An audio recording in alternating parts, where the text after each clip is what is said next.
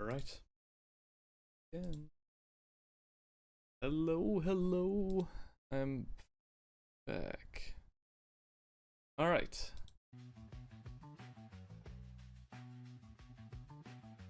I have no idea what happened there. And there are definitely some bigger problems with my PC that I just didn't address right now. I just basically disconnected every storage device and every extra thing that wasn't crucially necessary for this stream right now. And now at least the stream's back on working. But yeah, I have no idea what caused... Oh my god. I have no idea what caused this my microphone and my headphones to disconnect. So yeah. After the stream I definitely got to look into that more, but yeah, that's weird. That's just weird. Alright. Technical difficulties aside, I hope we can just continue on as normal from now on. And I think this guy, mixing up some more this pale flesh color, mixing palette white flesh and Acadian flesh tone, you kind of get like a Kislev flesh color. And we'll just layer on more highlights. This guy. And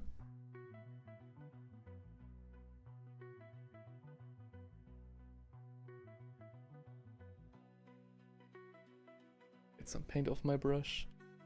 Now we'll just continue on as normal. Hopefully it will work now, and hopefully you guys haven't already found somebody else to watch. It was weird. I needed to restart my PC multiple times and do some shenanigans for it to work in the first place, like at all. When it didn't look so good, I even considered just, you know, letting it be for today, but still need to... I would have needed to repair my PC anyway, so yeah, I kept going. Alright. We're definitely getting somewhere here. Now that my original cocktail of paints has dried up, I think... I'm not quite sure if this is still the right color? Maybe not. But at least it's close enough. After this we'll do a proper dry brush of the shield, I think. Yeah, let's start with the shield and then we'll do the clothes.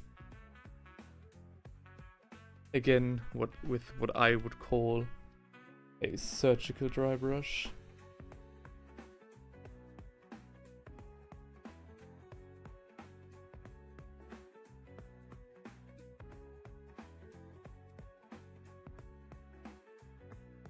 Fuck.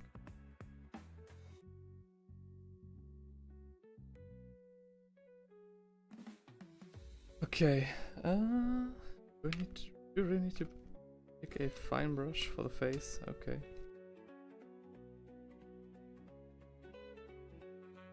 I also made the music a little bit louder, so you guys can actually hear something.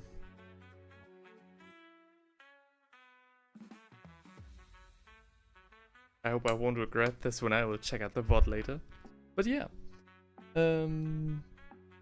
I definitely plan on finishing this Nurgle warrior today. And then think about what I want to keep, what I want to expand on. And maybe, depending how our run will go, we'll paint up the second Nurgle warrior as well.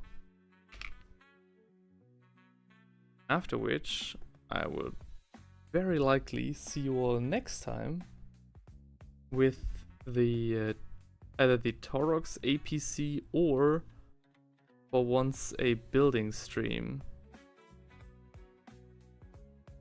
But I can't paint this face for shit. Okay.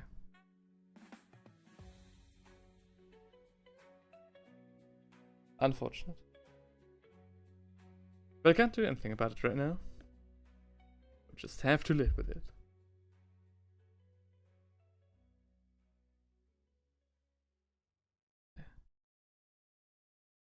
I can dab some paint away. Ah, this kinda helped. Am I really live? I'm kinda... Oh yeah, I am. Okay. Let's go. Next up, I'll pick up some Ushep de Bone. And we'll do our first proper dry brush of the shield. Maybe we'll do 2. We'll just see how we go. After which I think I'll take some either watered down Caliban Castellan green mix or some green contrast even, and then just let it seep in between these reeds that the shield is made of. Not completely, just around some of the edges. And then, you know, just see how we go from there to stay true to the illustrated box art of this warband. Because I really like the look of those guys. The more rugged, mossy look.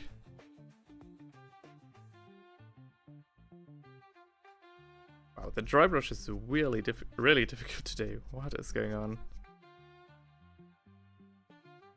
My brush doesn't want to work at all. Okay. But the result is nice. It's kind of precisely how I want it to be.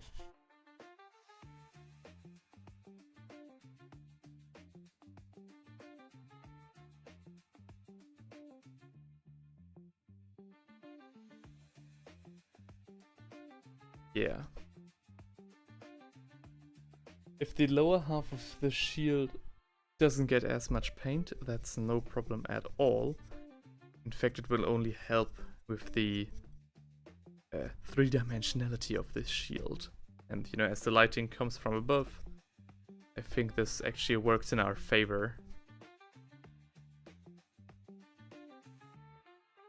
I do want to catch it just a little bit more.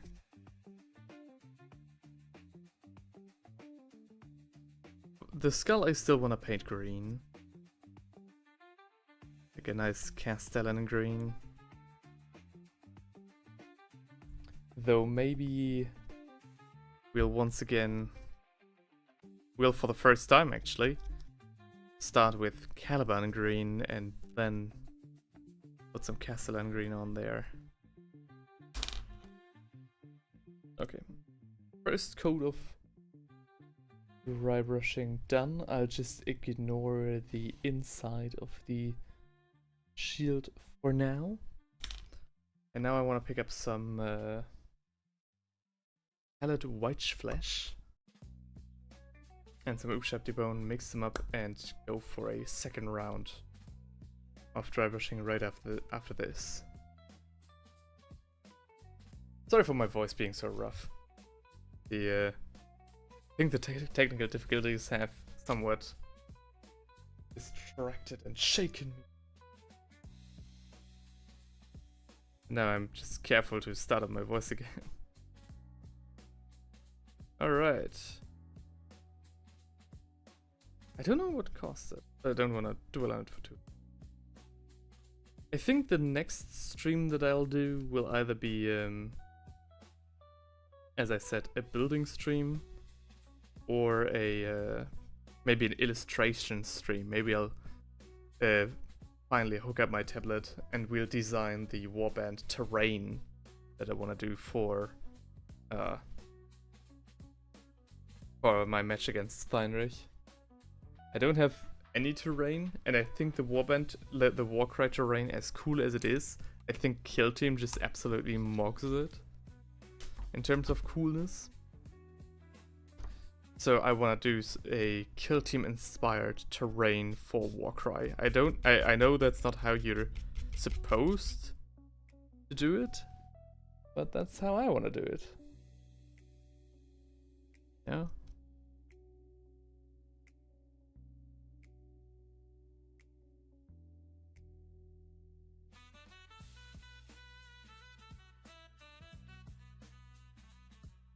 Okay.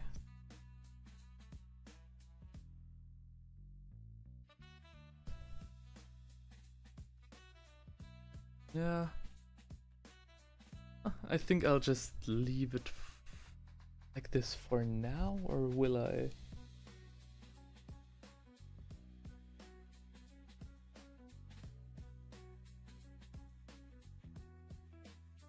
There are also some other reads that need taken care of. Done.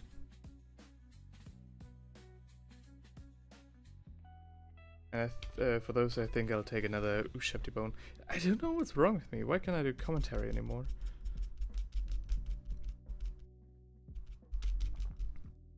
Sorry for everybody who started up the first stream and then got thrown off after I had to end it. Technical difficulties, just didn't wanna... Like, even all of my storage devices, like my... what's it called? My Festplatte. Didn't want to recognize those anymore. And I think I can't reach those areas with a dry brush, so I'll switch over to, again, a classical layer. Can't beat them, join them. Okay.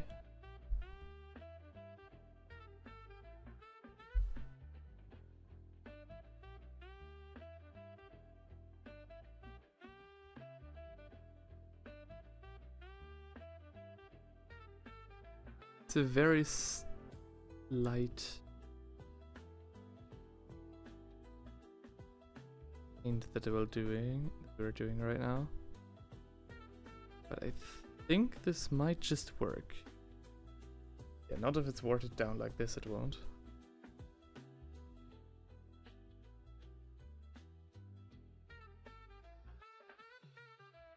Load it up with more paint and go again.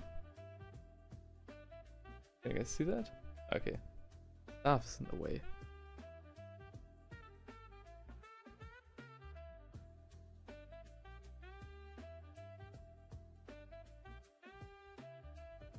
I love how these guys really look like they come straight from the bog. Straight from the marsh.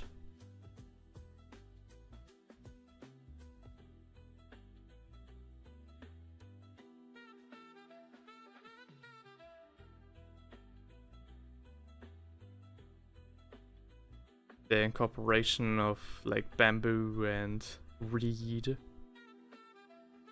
in their armor. Like not only in their armor but also in their clothing in general. So cool. I definitely want to go a little bit crazier with the bases here as well. Already got myself some clear resin to mock a wet, swampy ground. And after that I think I'll also need to order myself some bushes. Like some proper swamp. Like high reeds. As if the grass that they're walking between could also be incorporated in the armor as well. Like that kind of stuff. Though I definitely do need to order myself some of those. I wanted to be a little bit cheap on that, and I visited a local hobby store in hopes that he might have some in store for me. I didn't need to order, but unfortunately no. I want to have a very specific kind of grass that he unfortunately didn't carry. Turns out a lot of model railway builders don't look forward to building an ugly, swampy marsh on their table. Can't imagine why.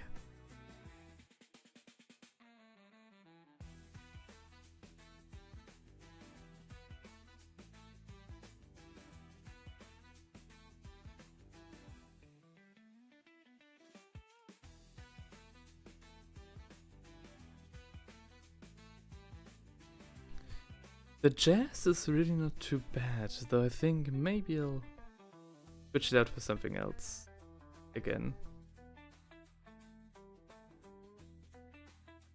Because although it definitely helps with the overall morning ambiance, also not quite sure what I should think about it. Okay. Now, of course, his blow dart.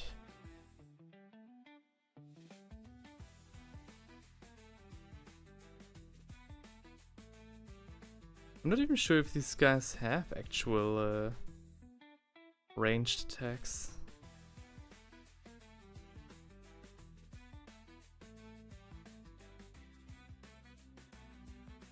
I'll look that right up. I am intrigued. Find that out because I think Thynric's Illuminative don't. Except for like maybe magic missiles or something.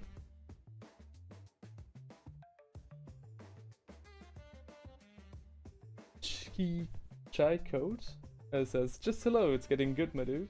Oh, thank you. Thanks for checking in. How do I pronounce your name again? Shy Code? Shy Code? Yeah, I think it's getting along rather well. I'm not quite sure if I'm liking the direction.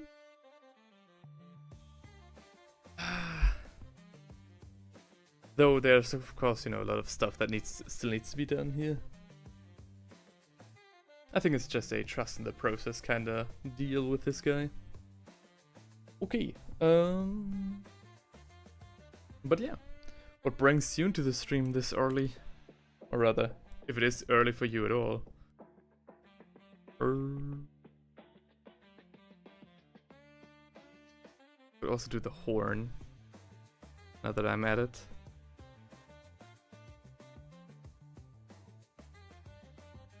I definitely do want to do these horns, you know, in the classical Nurgle style of bright at the bottom, bright at the bottom and darker toward the top. Just mimicking the texture of the horn with my brush strokes. And later on we'll add some brown tones to this as well.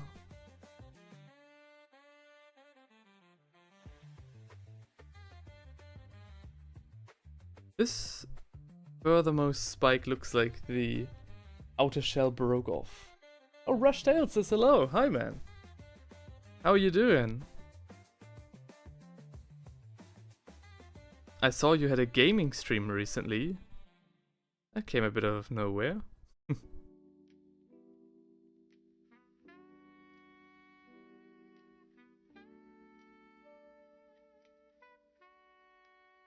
Hope things are going well with your channel.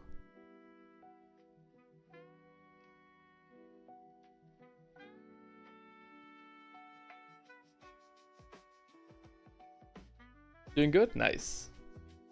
I'm glad to hear that. That was fun? Nice.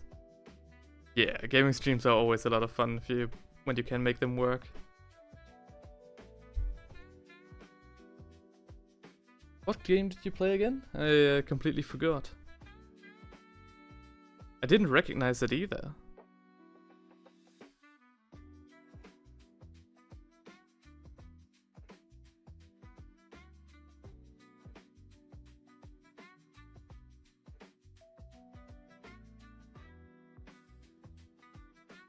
Let's get just some contrast on here. Contrast as in the artistic concept and not as the Games Workshop color mix. Mecha Break, free to play. Reached the second highest rank. Oh, so it was a gaming stream with a goal as well. That's nice. Congrats. Interesting. It looked very, very interesting, but not really like my cup of tea.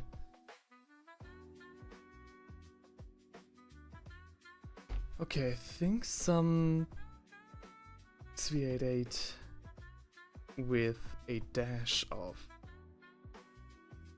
Xandri dust might be the right highlight for the clothes. Let's mix it up right away.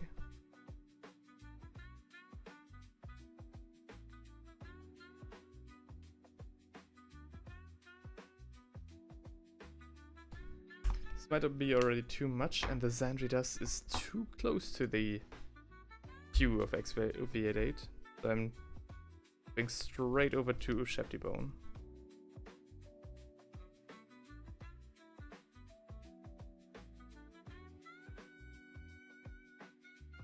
Hang on.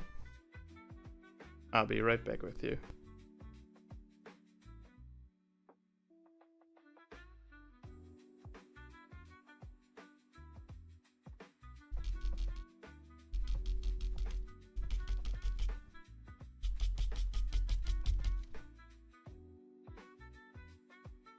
Let's see how this goes.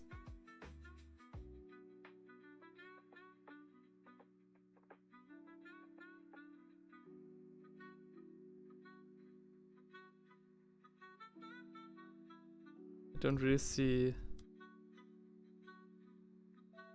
much of an impact at all.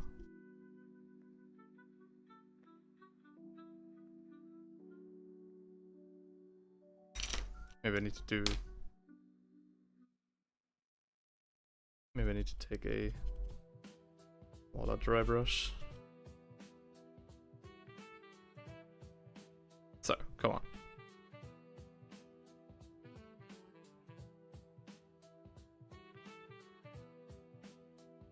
Again, I think it's getting too brown. I don't think...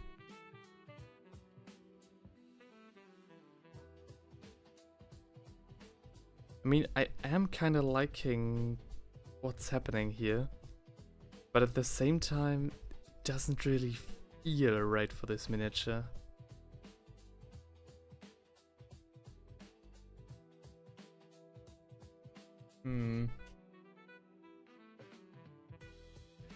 No, that's too brown. I'll take some Castellan green and mix it in as well.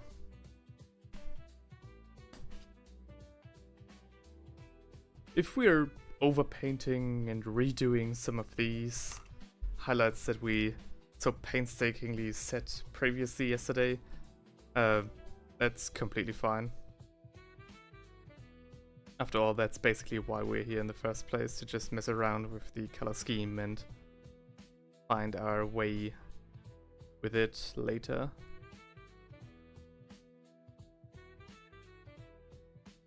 Okay. I think this is it.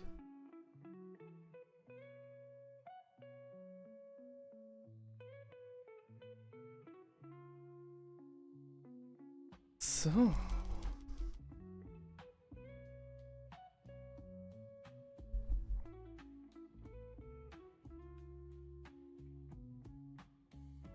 very bright, isn't it?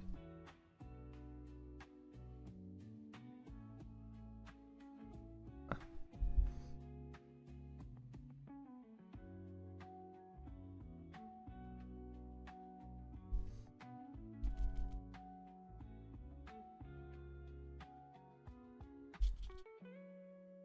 Hang on.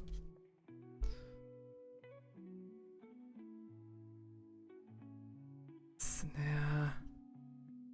This doesn't really work.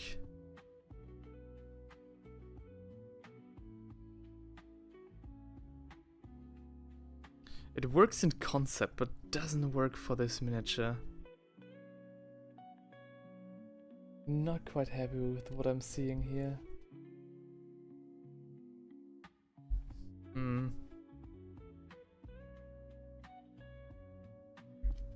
Maybe I need to wash the entire miniature. Like, not the entire miniature, but the green with the Terran green contrast. Maybe that's it. Not quite happy with the hue. Not quite happy with the hue at all. And I need to wash out my dry brush, just roughly. We almost have it 6 o'clock and the sun isn't getting up.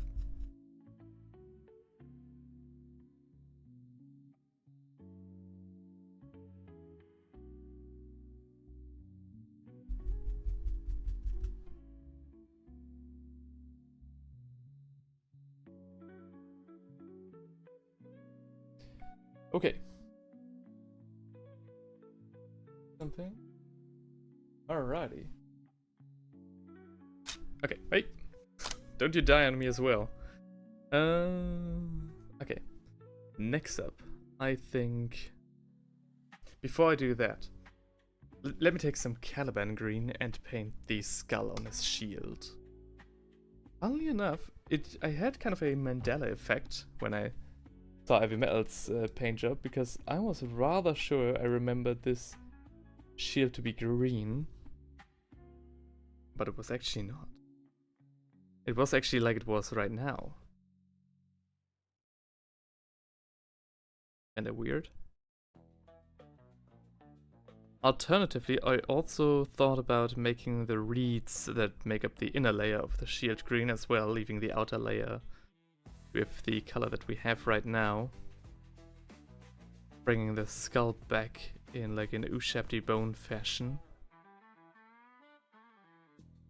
I think that could also look cool. Though I think if the robes are a proper green, that's kind of unnecessary then.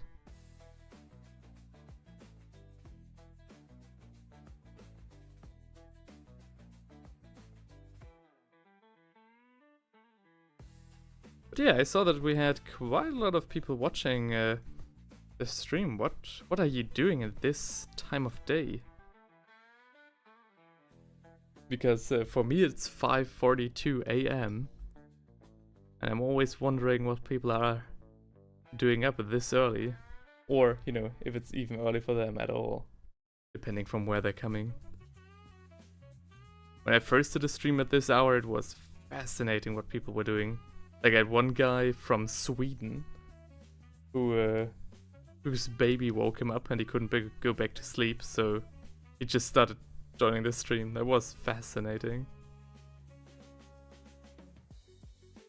As well as, you know, some Americans just doing their evening business, and some Brits who also just woke up and started preparing for the day. It was fascinating. Always really cool to hear. Okay, the green of course is way too rich for the overall color scheme. That's because the Caliban green is a lot richer in nature than the Castellan green, which you can see on this warrior as well. The difference is quite stark. Though I thought maybe the Caliban green as a base layer would get us a much more vibrancy right off the bat. And then if we go in with some Castellan green over that, then we have, you know, we're working with a better foundation for the entire miniature. Just want to try that out. Again, just throw stuff at the wall and see what sticks. Speaking of, the wound on his leg is also not quite how I want it to be. I'll take some Buckman's Glow and just dot some of that in there. Although I do want to use a rather fine brush, because in the optimal case I can even mimic some of those muscle strands that are exposed over there. Maybe not on stream with the camera between me and the model. Okay. Yeah, okay. Wow, bruh.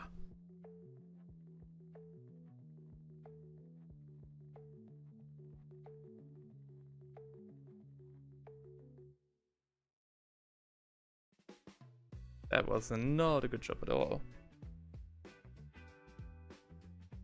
Oh. The alarm for my girlfriend. Hey. Is to wake up this early? She checked her alarm clock twice, so I just gotta let it ring. Another thing that I want to do is take some Thunderhawk blue for the leaves.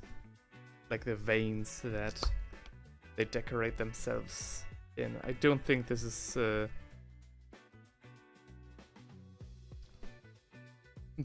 on accident. Hang on.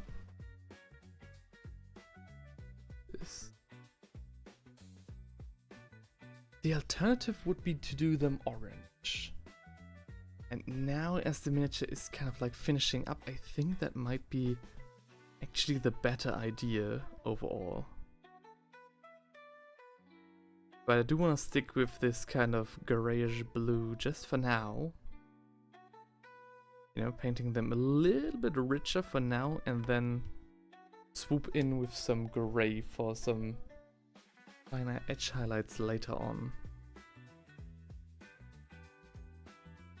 Because the color itself, at least in its base state, in its unshaded, unhighlighted state, really worked well with the rest of the colors.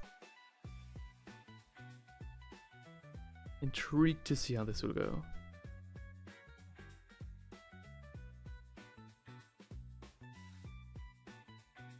So we basically do it like this. Also the moss. Oops, sorry. Was the moss. Like I'm thinking this is supposed to be moss. Moss is a rather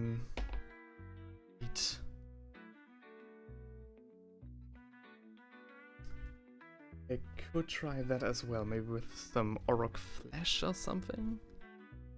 Yeah. Maybe that would be an idea as well. But for now I want to stick to the blue and get some Administratum Grey for the finer highlights.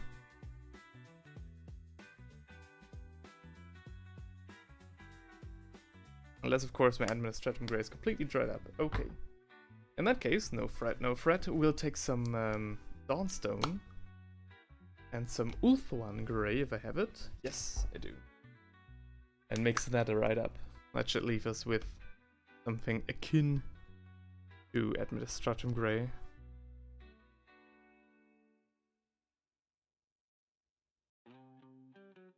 I don't even think I need more than the small speck that I have here. Bingo, that's it.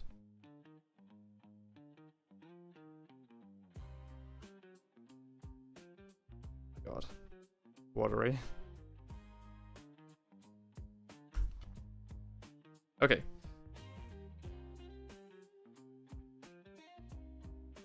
Now I just want to pick out the outermost edges of the leaves.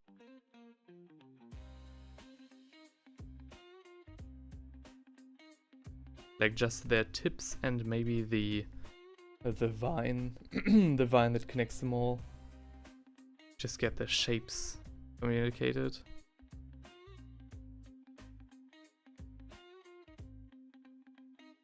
I'm not doing a particularly good job. Somehow this small brush seems to be less good for working out the details than my big brush.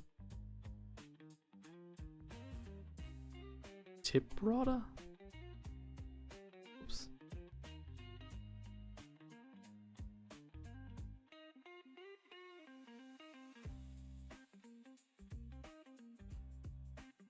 Need some concentration here, that's why I stopped the commentary. Okay, yeah, I think this works. In a way, this works rather okay. Does this guy have any... Sorry. Does this guy have any leaves where I could check that out? He's got some moss, so definitely can try the bright green variant on this guy as well as some leaves on his shoulder right there. So I think I'll just leave the grey leaves on this guy and the grey moss. And then just in the second round, do the other guy with the bright green moss and orange leaves.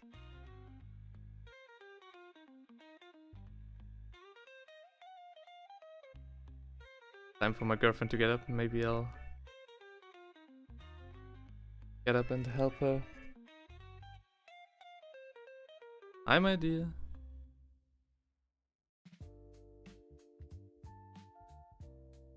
10 Minuten. He wants to sleep for 10 more minutes. That's okay.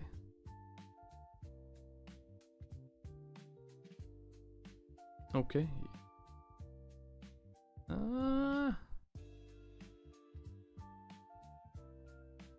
Just dotting on some texture on the moss. I think every one of us knows moss, and it's very fluffy texture.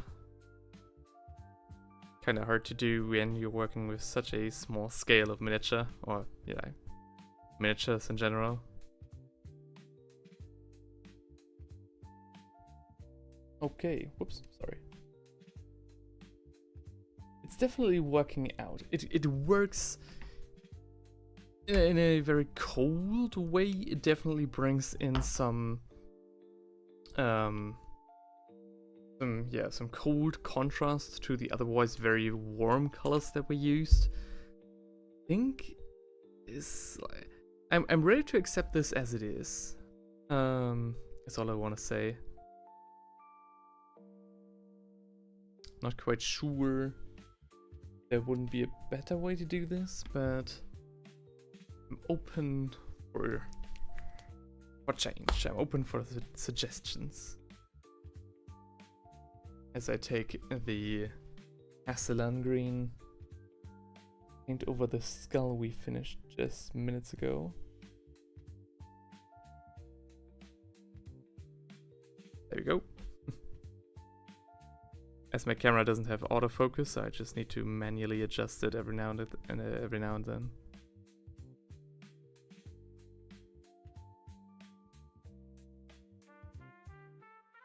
I don't think the Caliban green is a bad idea, but I'm also not quite sure how much of a difference it actually makes. I guess I can compare it to the guy that I haven't painted up that much. The camera makes it look a lot more messy than it actually is. But at the same time, I'm also not 100% sure for this. Though I think the green skull on the white pale reeds is a lot better than the other way around. Yeah. Yes. So now I want to do the spike. I want to take Steel Legion Drab. I want to take Dryad Bark. And I want to take some just straight black acrylic. And that's how we're going to paint the spikes. I do have a proper Nurgle model right here. And as we can see, hang on. That's precisely how I did the spikes, for example, down here and on his foot. I think this is Steel Legion Drab and maybe some gray? Red bark and gray, maybe some ashen gray. Yeah, that's ashen gray, isn't it? Always good to have a reference on hand. That's ashen gray. Get away. Ashen gray.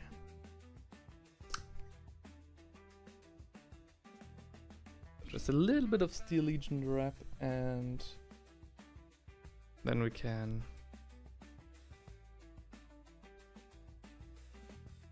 roughly paint the upper half of this horn. We need to leave enough room for the other colors, which is why I'm pushing down the gradient so far. Yeah. Don't forget the rugged, spiky texture as well. And after that, we don't need to wait. We don't need to wait for it to dry. We can go right in some dried bark.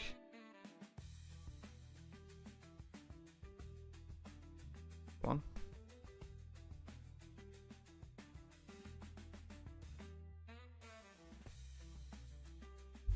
I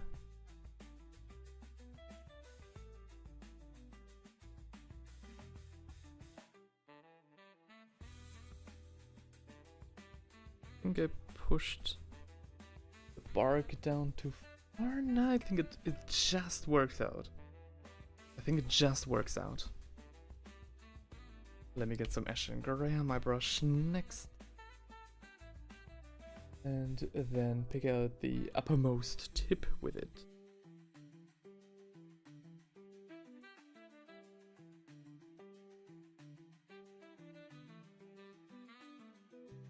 And then we'll leave that to dry for just a second, and I think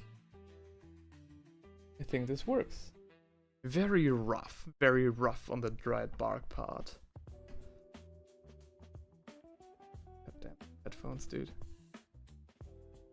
I'd love to have my nice Bluetooth headphones, but they just screwed with my PC so much that I'll wait. I'll hold off on them for now. Oh yeah, now we're cooking. Hell yeah, look at that. That's a nice proper horn. And now we just do the same to the others as well. Do the spikes on his weapon. Except for the foremost spike, I think that one can stay as it is.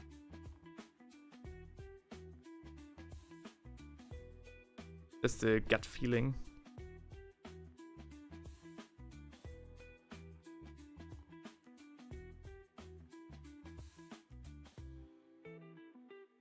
And with a gut as large as mine,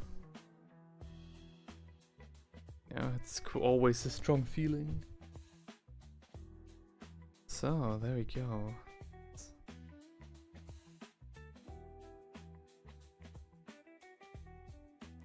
Oops, no, that's the Ash and Grey.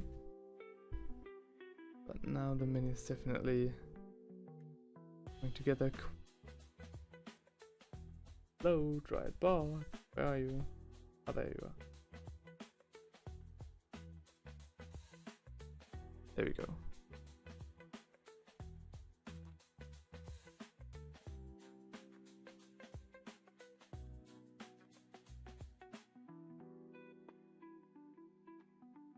Oh yeah.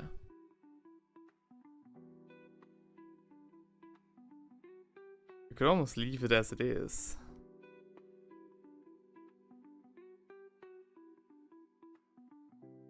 It still has a little bit of a glossy shine, I think, from the wash. So maybe with the second guy I'll leave the wash out entirely, because it didn't necessarily add so much. Especially if we want to keep the vibrancy in the recesses anyway. So I think I'll definitely experiment with that one. With that on the second guy. You know, just leave the wash out.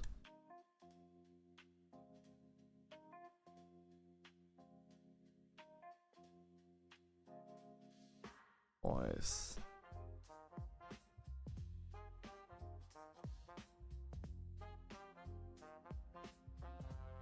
It's a gradient that sometimes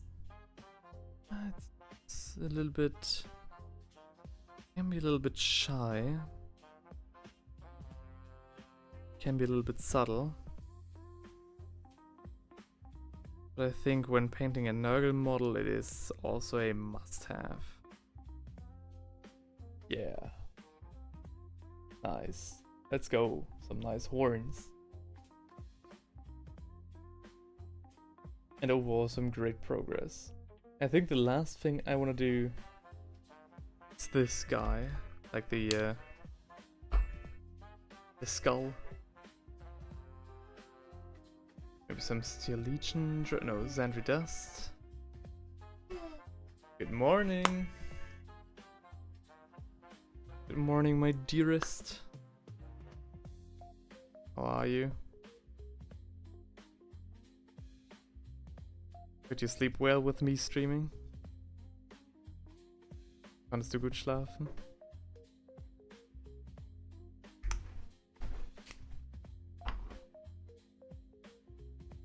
Okay. And now I'm just going to highlight it with a mixture of Castellan green and... wieso? Nö, ich stream noch nicht so lange. Ich bin wieder eingeschlafen nach meinem Wecker. Und habe erst um 4 Uhr angefangen. Und dann hat mein Rechner Probleme gemacht, deswegen streame ich erst seit 45 Minuten. Bruh. 46 minutes for a stream.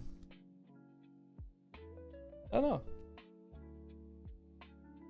And the only text message is a bot. No, the small streamer's peril. Alright. Yeah, the skull is not coming along so good.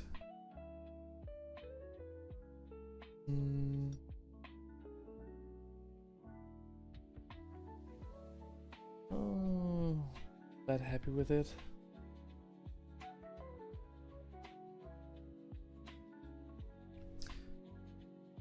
Should I try some Orok? No. But I do want to try some straight up Xandri Dust for the highlights. On the cloth. Maybe that's one way to go.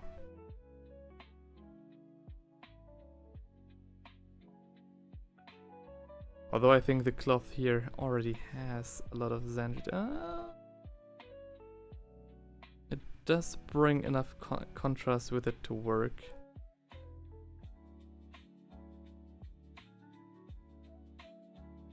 Just roughly. Definitely doesn't help with the fact that this is already too brown of a hue for me. But I guess at this point I just gotta commit and then try to make the other guy more vibrant.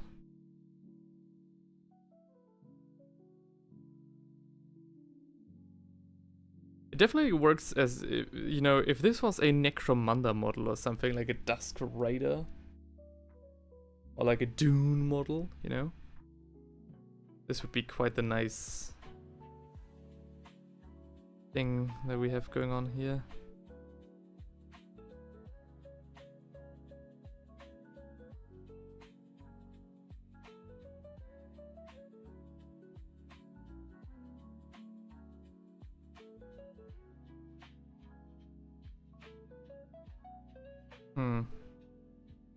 At the same time, I don't know, it's not that I don't like what we're doing here.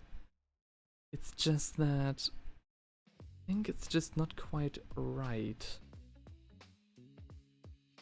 I'll just take the box art and then compare it to the illustration on there. I think then I'll know what to do. Though again, probably not on this guy anymore, but on the second guy. I think we need to start with a little bit of a different base if we want to have these guys be a bit more vibrant.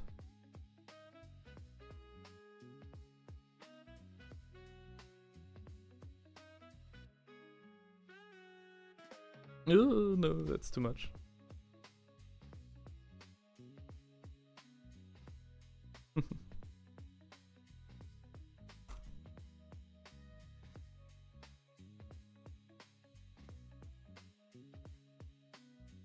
There we go. Just set some highlights here and there. I think with these smaller highlights that make, you know, sometimes these smaller highlights make the most difference on a miniature. And because they do that, you can kind of get addicted to them. You kind of want to do, just add to them, kind of want to do more all the time to, get a even more striking result. But you don't, you shouldn't forget that the spice is in restraint. It only looks good because it is.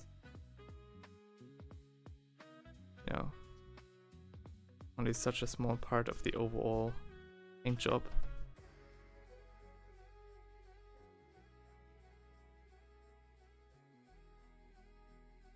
Yes. I think this doesn't look too bad. Let me look from afar one more time. Yeah. It works. It has this kind of like grim realism with it. We definitely need to do something about the Mournfang brown for his leathery bits. I think I'll take just some dried bark to work in some last minute shadows. Nee, danke mein Schatz. And after that I'll use some XV88 to work in some last minute highlights. How about that?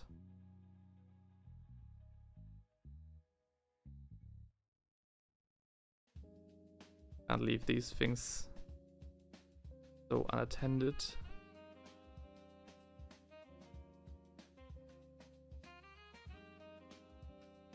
If every other part of the miniature has like 3 different sets of shades and highlights, you just can't leave anything else on the miniature in like its original base color. The only exception to this, I would say, is the staff, like the wood on it. Because the grain of the wood already brings in, because we used a very watered down dried bark, the grain still sticks out and it looks like it's already highlighted. Even though, technically speaking, it was only one coat. One thick coat.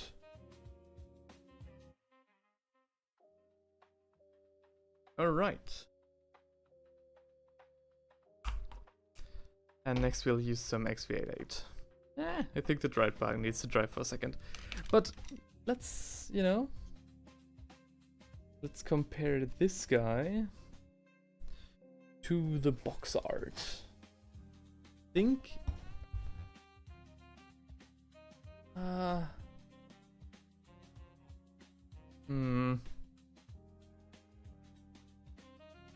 So if we look at the values of the hues down here, we see that the shadows, which are now on our model very, brown, are actually more of a vibrant green. So this is basically the, I guess, original shade of the now ragged and worn cloth of these warriors. So the shades, the recesses actually can be a lot a lot more vibrant. I think some Caliban green actually isn't the worst shade for that, though it also has a little bit of a blue to it. So maybe Caliban green, maybe even Cabalite green, so this one. That's not the right one. I think some Caliban green with a touch of blue in there. Maybe some Calidor Sky could work. But I think on the highlighting front we actually did do right. The light green with the brownish highlights. Maybe even some Orc Flesh. I think I'll go away from the rather brown green tones and switch that out for more vibrant colors that just get paler instead of browner. I'll try that in the second miniature. And as we can see here as well, we do need to work in some green moss. And we can actually go a little bit more crazy with the reeds as well. Can make them out to be a little bit more yellow. Which is alright, because I think I want to try some Seraphim Sepia. Which is a wash I only very rarely use. The only reason I got it to begin with is because when I started this hobby, I didn't know what wash to use for skin tones. And then went to a Games Workshop, not knowing what I wanted to buy. I thought, oh well, this color looks roughly like the ones I've seen in the tutorials. Not knowing how yellowy it would end up being. A very selected wash. Now only in parts. Oh, hey!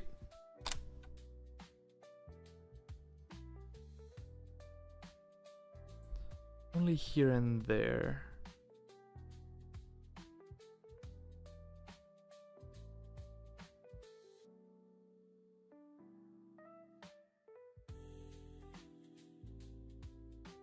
Yeah, I think if we do more, it wouldn't look so good.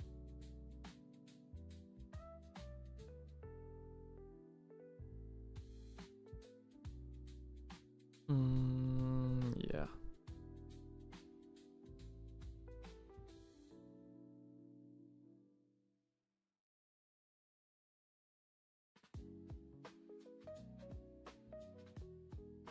Can we do this with these reeds as well as a question? I think the answer to that is yes. Just, you know, dirtying them up a little bit more.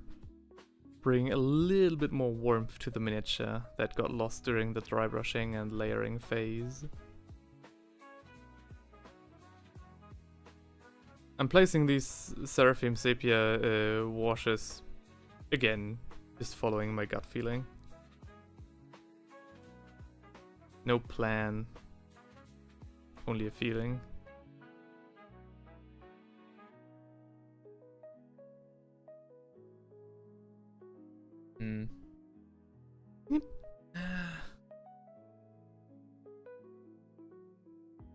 I think there's a second layer that I need to do on the shield. Just for the parts that got washed with Seraphim Sepia, so it works again with, like, so the shield looks more coherent in and of itself.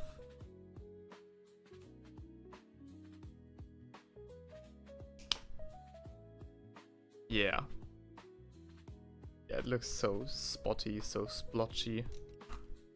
That's no way to go. For that, I'll take some Ushapti bone and mix it up with some Flash Kids yellow. Actually, I want to try some I think that might be.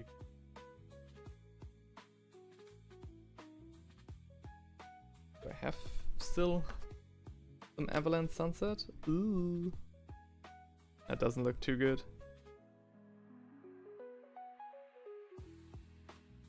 I kinda do. I need a lot of Ushapti bone for the base. For the foundation. Yeah, this could work. Alright. Let's try that. So.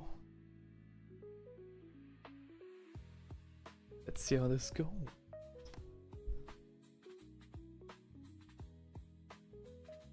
This could backfire rather spectacularly. Or this could be one of the coolest... Oh my gosh, I think it's going to be one of the coolest things I've ever done.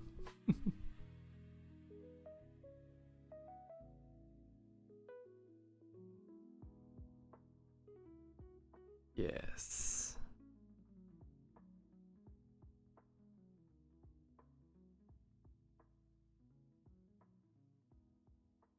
Though I think in all, no. In overall terms, I shouldn't have dry brushed the shield. I think the effect would be a lot better if all of the Ushapti bone was layered. instead of dry brushed. Yeah. That being said, thankfully, I can just take some Ushepti-bone. Though Ushepti-bone might be too close to the original reeds, so I might just take some palette white flesh, which is a lot colder in nature. Whoops. Taking the entire table away. Alright.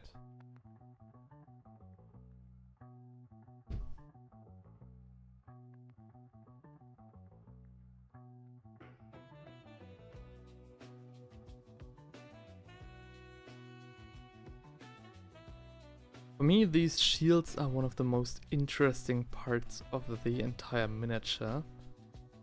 That's why I want to pay so close attention to them.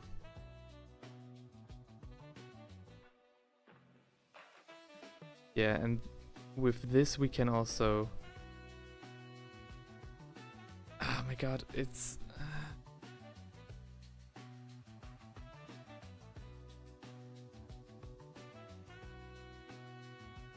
Does this work or no?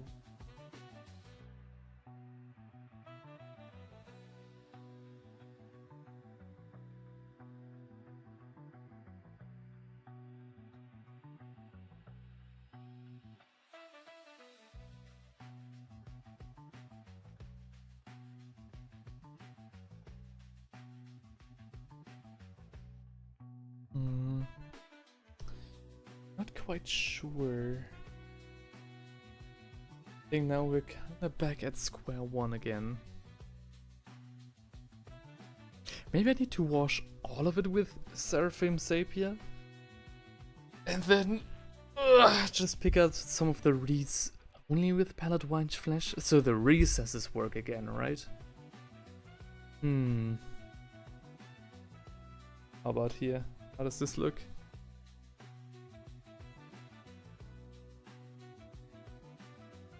Here looks a lot more harmonious.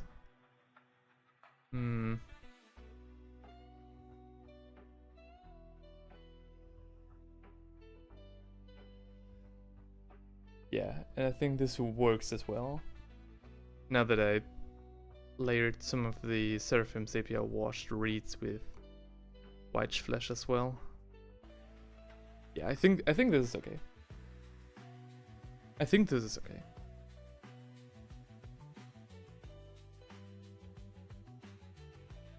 Next up. Some more palette white flesh, because I forgot the reeds on the back.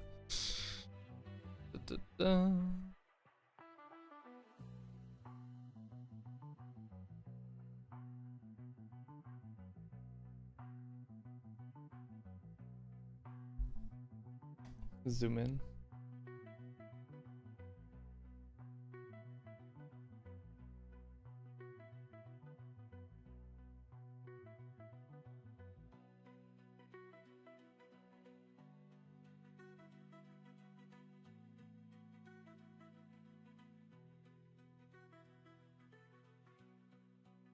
I think this definitely is the way to go about this.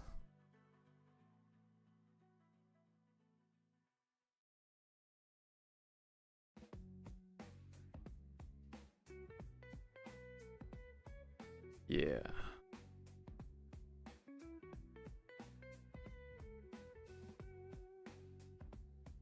Oops, sorry.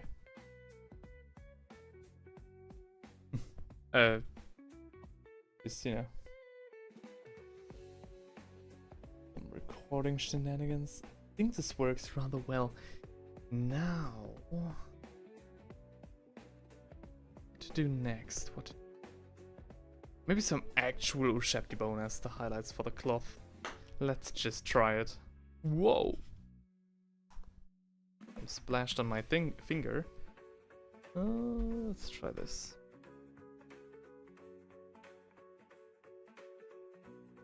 When in doubt, you know, just layer more on. Just more layers. One more layer, trust me bro, and the model will look good.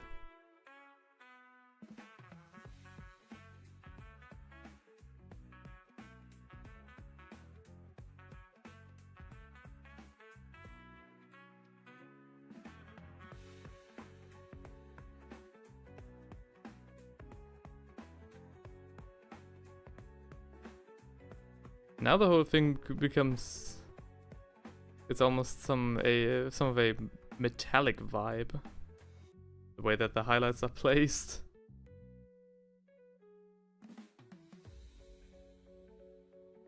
Am I overcooking it? I think I do. I think I am.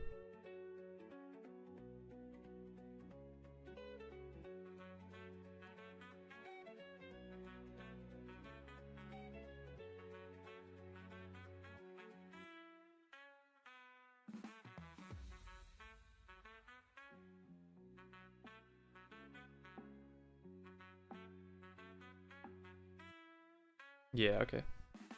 Oops, sorry.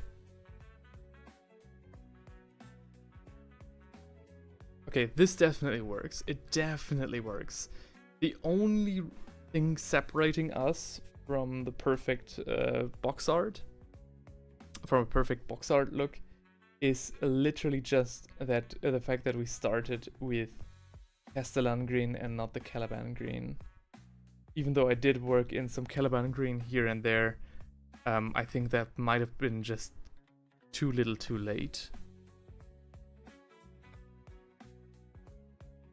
But I think overall, and of course the skull as well. I'm not that happy with the skull. Maybe some Orc flesh. Nah, no, let's not do that. But I will take some Ushepti bone, maybe, for some highlights and texture.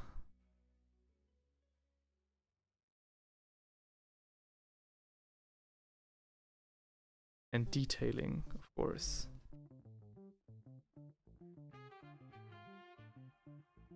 No, that's too much. Come on. Gotta lose some of that paint.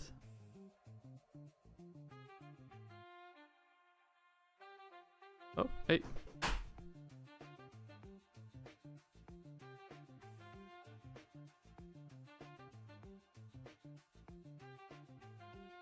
I think the only thing I'm doing right now is just destroying this silhouette and making it harder to make out. Yeah, this doesn't look good at all.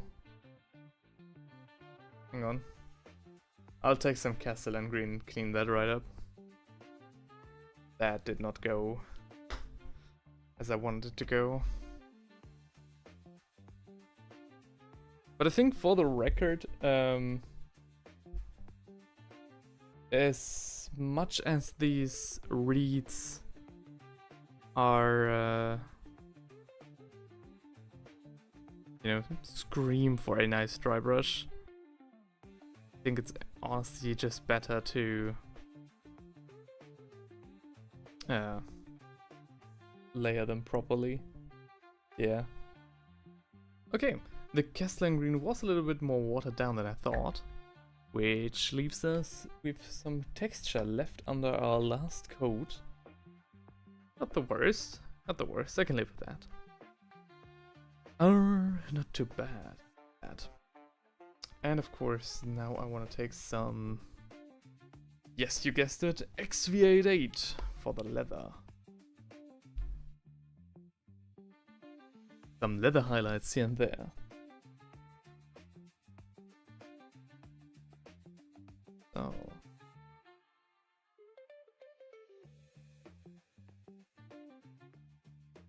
The lighting kind of makes it hard to make out, which is why I will just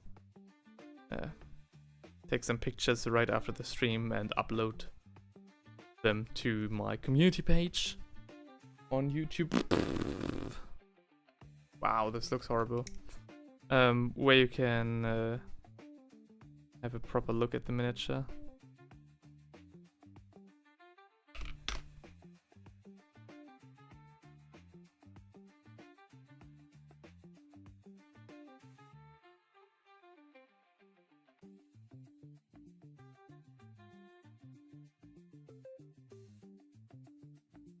Okay.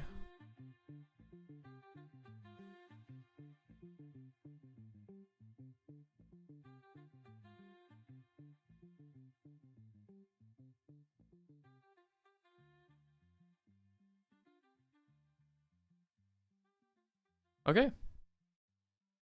Would you look at that? Nice.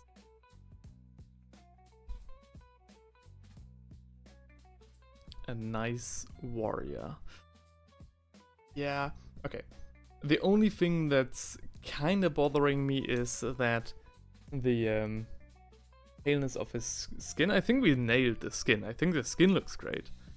But I think that, you know, the overall paleness of the skin, together with the brightest highlights of his cloth, and I think that's a mix that I don't like that much. I think the backside works a lot better than the front, and I think the blue leaves also work.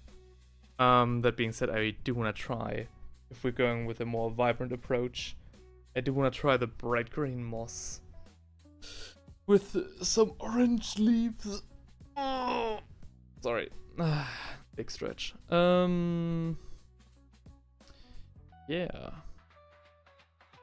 Yeah, not too bad, not too bad.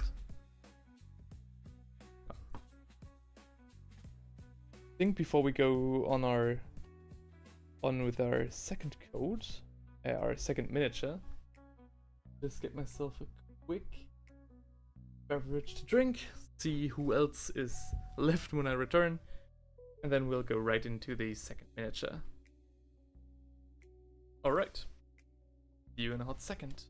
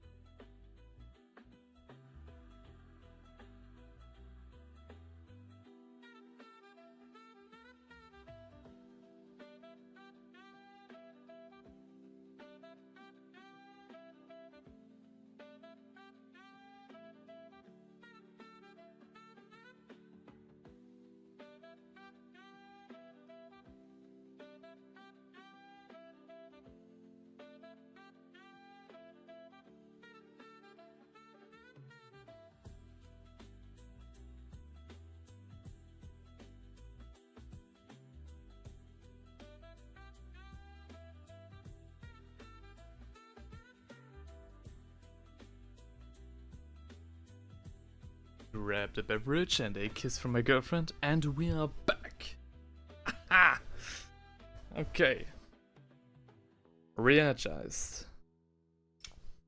So, with this man right here, he doesn't have a shield, but that isn't the worst thing in the world. That being said, I do wanna switch his base coat of Castellan green to a more vibrant Caliban green as our base. And also, I don't want to use any washes for this paint job. I think it only takes away from the overall goal that we have. I think it actually makes it too brown. I think the only other wash that I would otherwise try would be well, it actually has a very good hue for what we're going for. The only other wash that I would otherwise try would be probably Seraphim Zapier. Not only for the reeds, but maybe for the cloth as well. I think that's a cool idea. Intriguing idea.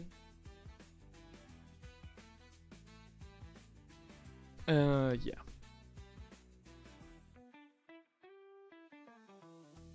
Let's try that.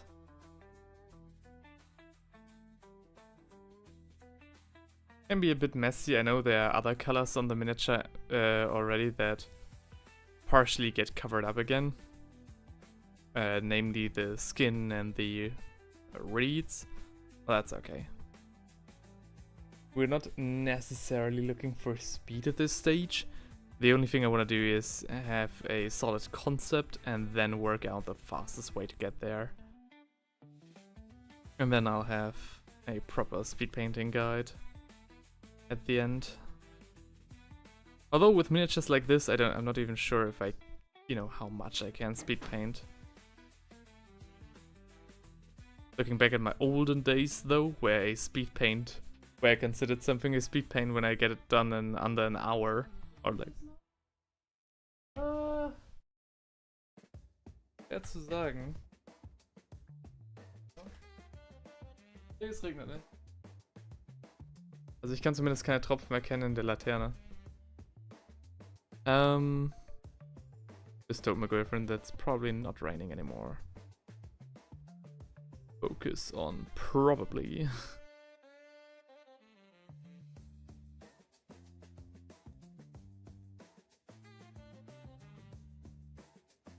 Yes. Psycho says, looking great, man. What color did you use for the skin tone? Really? This looks good? Hang on. I'm gonna blow your mind. Tschüss! Bis später, mein Schatz. Danke. So, best regards from my girlfriend, guys. For the skin tone, I used Cadian Flesh with a mixture of Cadian Flesh and Palette White Flesh for the highlight. The darker areas are due to the wash of Agrax Earthshade that we used, though this won't be the case with this second miniature.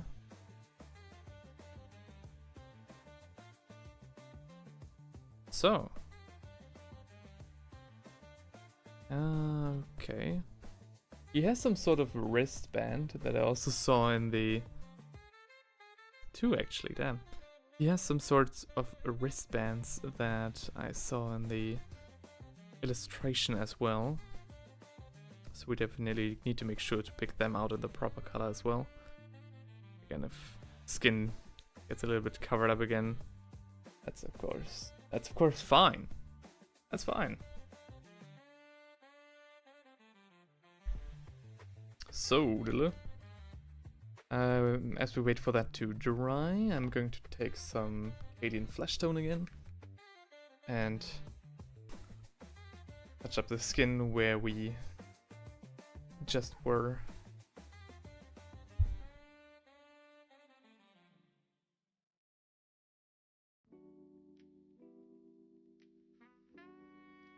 What brings you guys into my stream this early? If it is early for you at all, again. With me it's just 6:30 AM. We started around 4 o'clock, but you wouldn't know that So I had to restart the stream after some technical difficulties. I need to switch to a finer brush.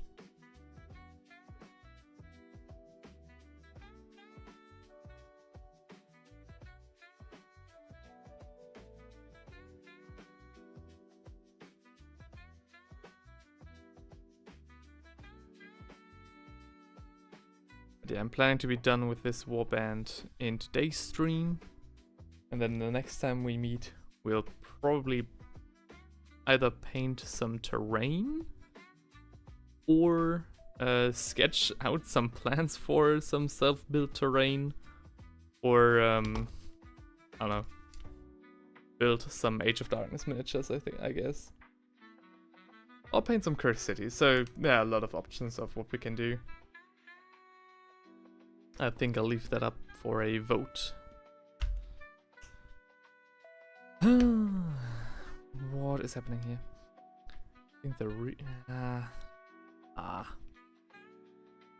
Next up, I'll pick out the horns with Ushep de Bone, one of the MVPs of today's paint job.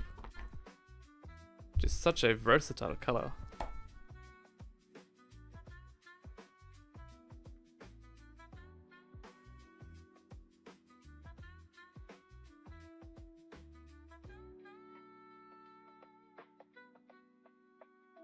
Did he punch in nails into his horns? It's kinda cool.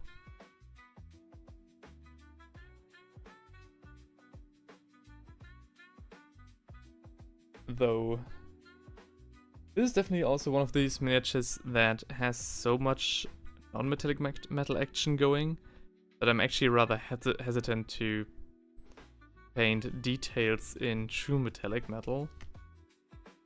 But I think I'll just see what I'll do. The only true metallic things... What time is it for you? It's 6:37 AM. It's Central European time. It's very early in the morning. I got up at 4 AM today. I wanted to get up at 3, but fortunately I was weak and I overslept. But yeah. Whoa, wow. Sorry about that. Holy shit. But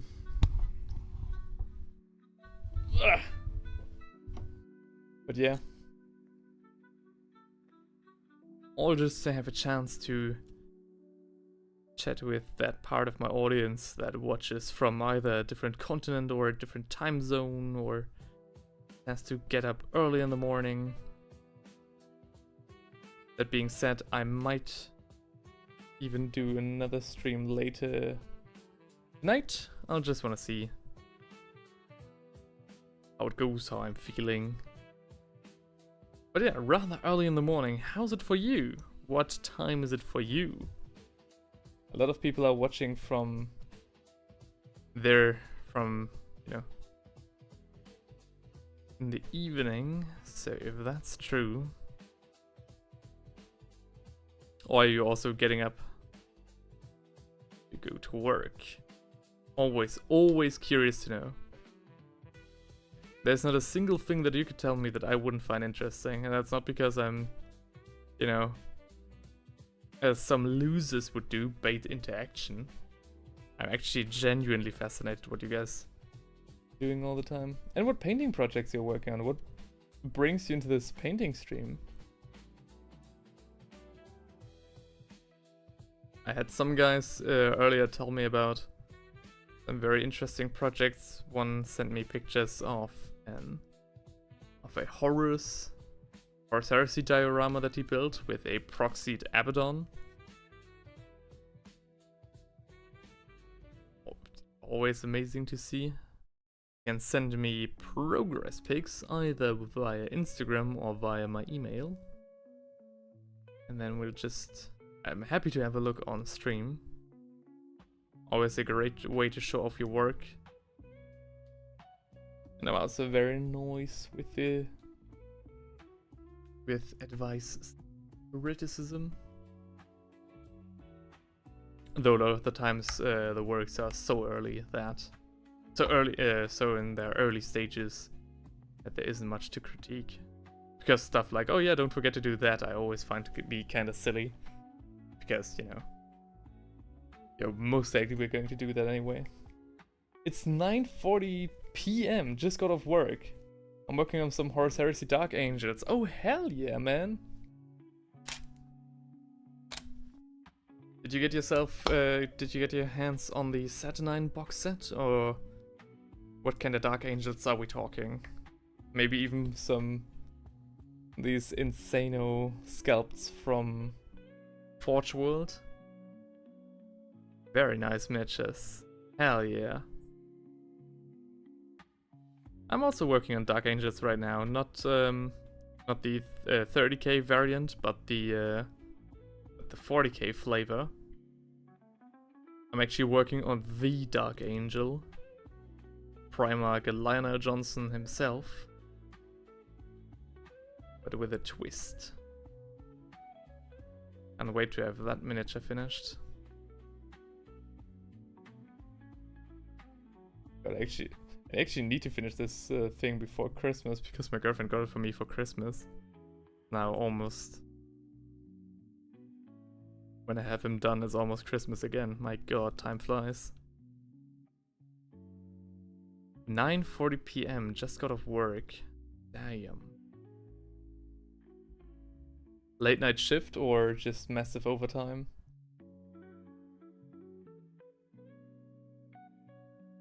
For all of you who don't know, as a real job, I work in the naval industry, not in the navy, but in everything that floats. I'm currently working on a small cruise ship as a what would you call it? Sailor / barkeeper.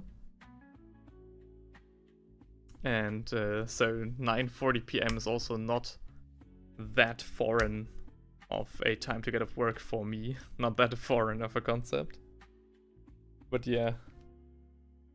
That's also usually due to the massive amounts of overtime that we're working.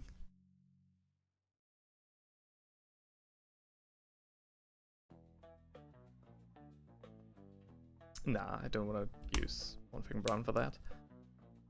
I want to do next.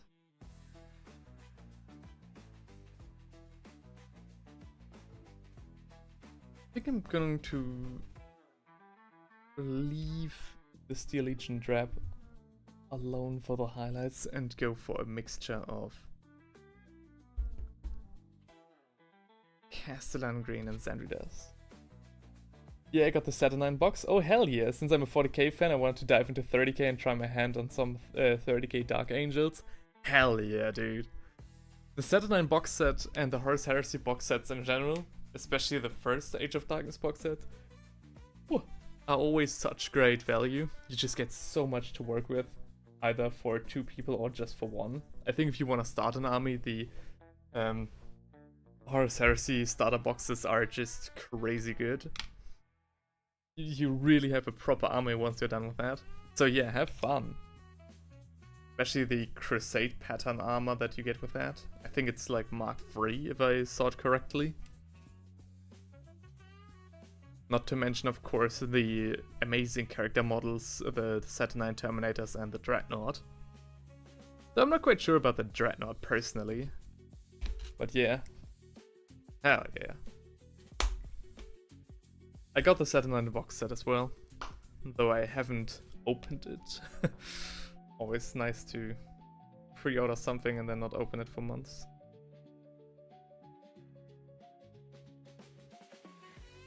I'm also going to take some Auroch Flesh. I think if I want to keep the vibrancy, to mix up. Ooh, need to mix.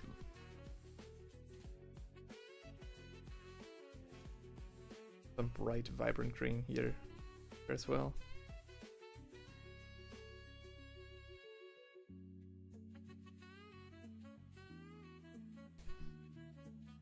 Let's see how that works. So, Hence the green is now dry. Let's try to...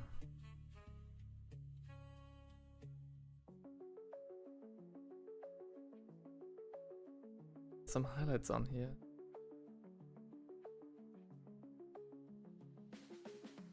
If you want, you can share your progress with me on your on my email or via my Instagram account. I always really love to have a look. It's always so much fun to see what you guys are working on. And there's always some really great stuff with it as well. Like the guy who worked on his Abaddon proxy also handed in some work that he made on some scratch-built grot tanks that looked amazing. So yeah, always great stuff to see there. I think the coolest interaction I had so far via email was a guy who told me, oh yeah, I have to go to work now, pick something up. I'll be back later. And then when he came back, I was like, oh yeah, what did you pick up? And I think now I can talk about it. He showed me a, you know, with the promise that I wouldn't tell until everybody knows anyways. He showed me a hoodie that he got for working on Andor Season 2. I'm not telling what job he has in that series because I don't want him to get in trouble. But that was really cool. I was like, holy shit. That was before everybody else knew that Andor Season 2 was even coming or that Season 2 was in the works, so I had some proper insider knowledge after that.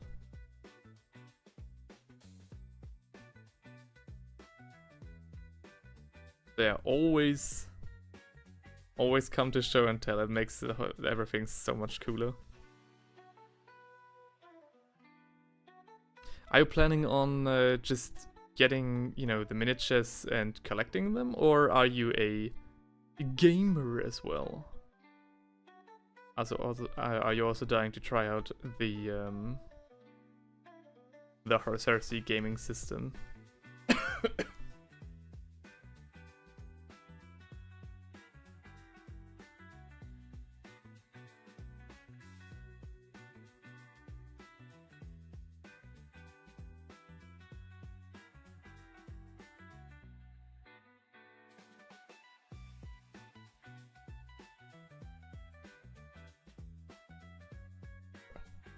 Need to mix up some more of that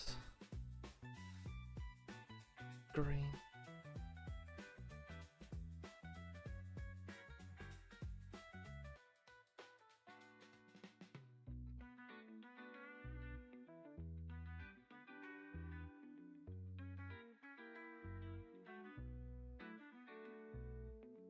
Am I already too dark? I don't think so. Or too...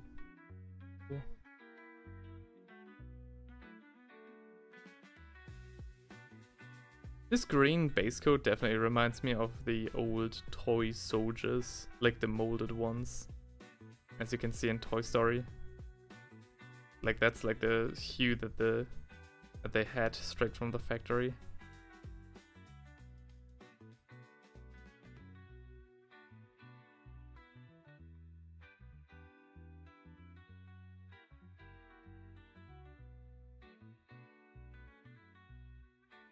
Also 9:40 PM off work and then straight to some miniatures. That's a trooper mentality right there. Indomitable like the Space Marines you're painting.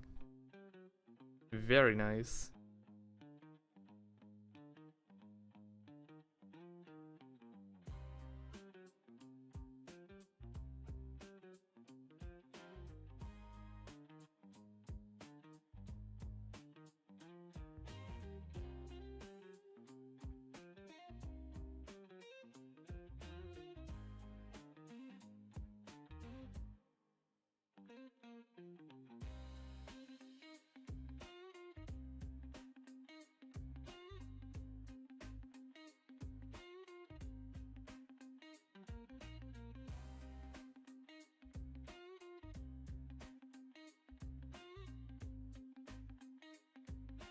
trying to finish my box before Christmas. I want to try the game for sure, although some say it's not as good as 2nd edition. But yeah, I'd love to give it a try and could add them to my... And if not, I could add them to my 40k army. Oh, hell yeah. You can? I think the squad composition in 30k is too different to use them for 40k if I saw that correctly. That being said, I'm also not that big of a Space Marine player. I'm just about to start my own 40k Space Marine army. And the only Space Marines that I do have are 20 Imperial Fists for Horus Heresy. Thought they'd be too different. Although maybe with the different weapons loadouts, yeah, sure. But yeah, hey, before Christmas, it's 2 more months, right? No, 3 more months. You got this, man, you got this. I'll probably join you in that quest, although I will probably not finish all my Marines for Christmas.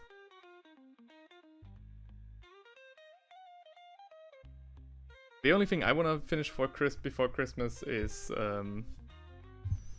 Lionel Johnson and one of the kill teams that I got. Ugh. Last Christmas, I decided not to wish for anything Warhammer related from my family. From Santa, of course, I mean. And it just didn't feel the same. So I kind of feel like, maybe I have so much already and I can't paint it all, but... Yet it's so nice to unbox a present and find Warhammer inside. Is that pathetic? Is that consumerist behavior? It might just be.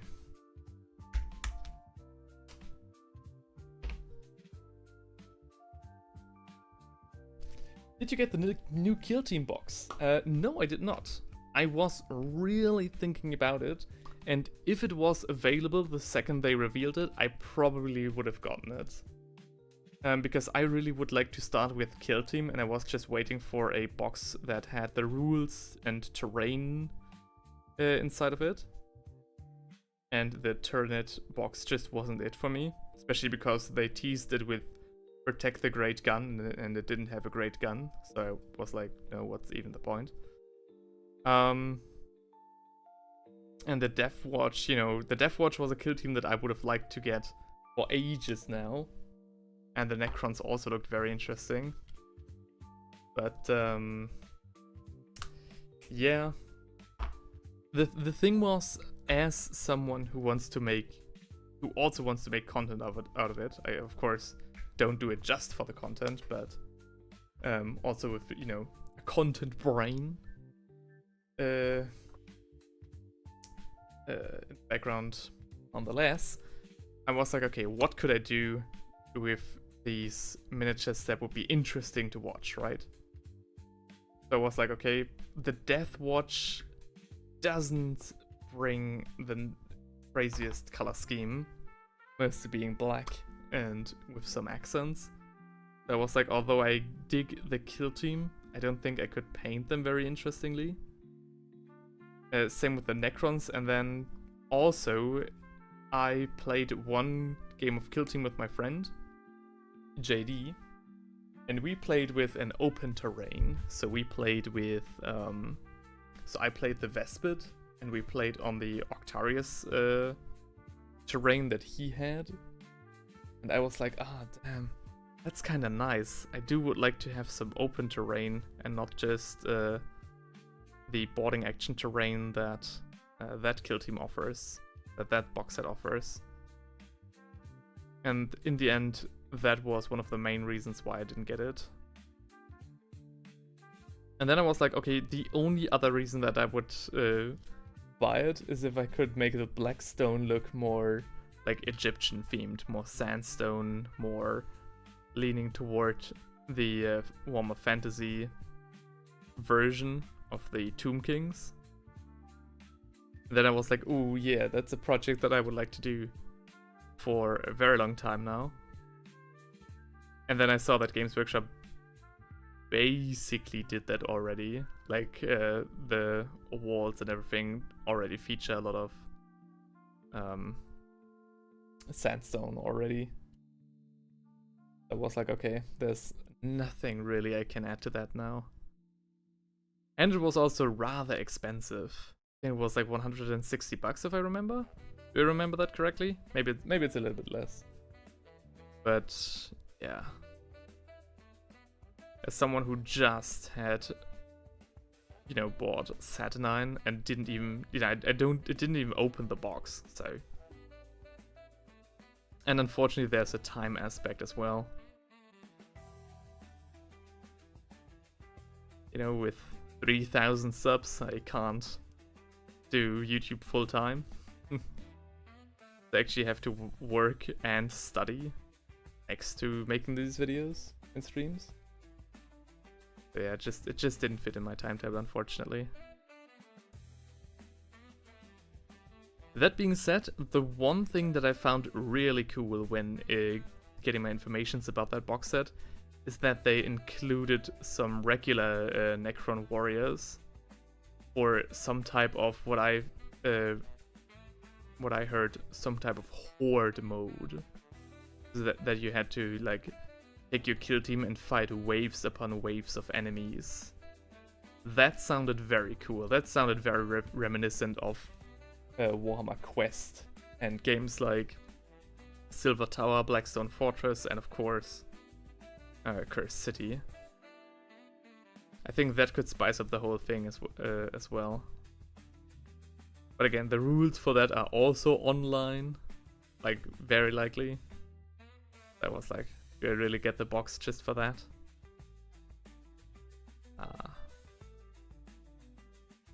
There's some good stuff in there, just not quite for me.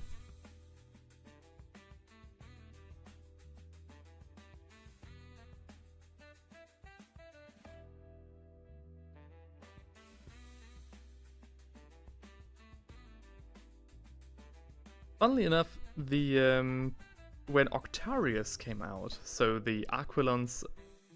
Is that Octarius? No. Octarius was Deathcore against Orcs. When the... I'm planning on getting the other kill team box, Shadow Hunt. Ooh, hang on. I have to look that up. That is Night Lords against the goddamn... the goddamn god of the Catan, isn't it? Like the Catan shard? Hang on, I'm gonna look that up on my phone.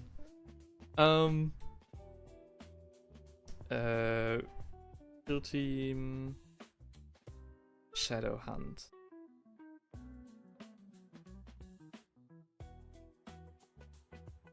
Pictures. Ooh. Hang on. That's boarding action as well, right? Does it feature... No. Does it feature 2 terrain sets? One for the upper and the overworld? No, it can't be. Oh no, it's Night Lords against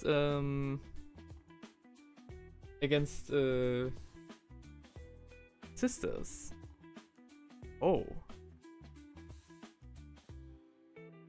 That is interesting. Hang on. Is it already on the Games Workshop side? Come on, James. Games Workshop. Guilty.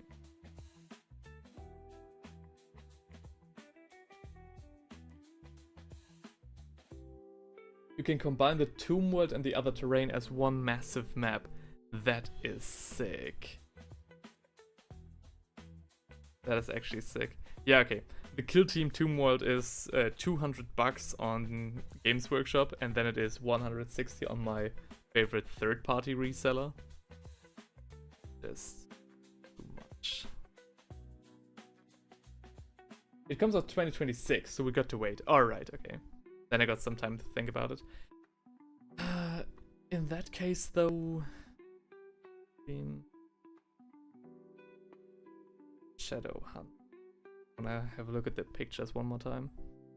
If it came with that much terrain, I was like, okay, instant. Because then you have kill team and boarding action in one, which is crazy. But no, okay, that makes a lot of sense.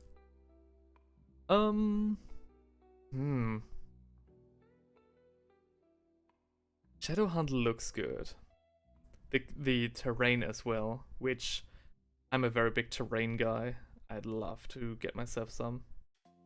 Though I will just as well start building some myself. In another project that I will start this month. Ain't that fun? The one other thing is I always wanted to really get into Kill Team because it is so much nicer to, you know, with all my friends being all over the country, it's much easier to meet up for a game of Kill Team than it is for a game of, like, say, 40k or even Warhammer Fantasy, right? Because you only have to carry... You have to carry way less troops. The problem is that one of my friends is playing Kill Team. So I got myself a bunch of Kill Team boxes and we tried to peer pressure the others in joining us as well. But one of my friends who lives closest to me didn't find a Kill Team that he likes. So instead, we are now here, you know.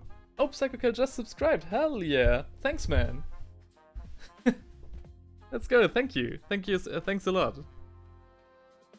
I hope you find some more stuff to enjoy on here. But yeah, the reason I'm now going with Warcry instead is because A, the Warcry, the warbands are just so much more imaginative than the 40k kill teams are. Like, I mean, look at this, right? This isn't your average Chaos Nurgle cultist. These are some great guys, especially if you look at the commander. Like, damn, bro. This guy doesn't even look like Warhammer at all. So they really do something with the verse. And there are a lot of warbands that we'd like to try out.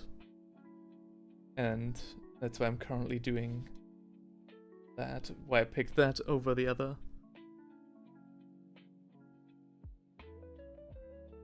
So instead of peer pressuring my friends, my friend peer pressured me. It's a double-edged blade, I tell ya. But Shadowhunt looks good as well. With all that talk about Kill Team, I'm guessing you wanna dive into that more as well? Or are you just interested in how Kill Team works in general?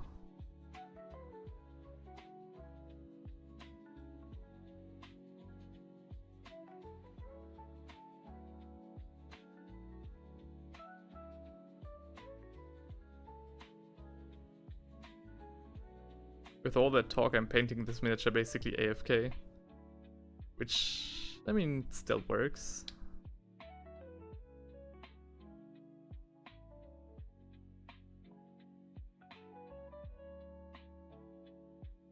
Not quite sure what to think of this more vibrant artist. He looks too...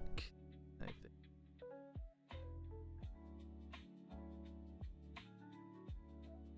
But again, we'll just trust in the process and see where we are once he's completely finished. And then we have something to compare the other guy to as well.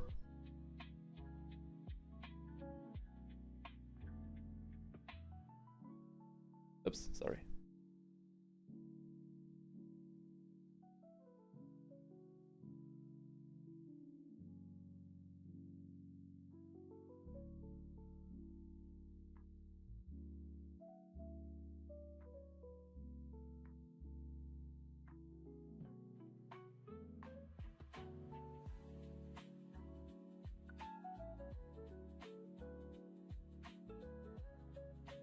I've played a game and I liked it. Oh, hell yeah.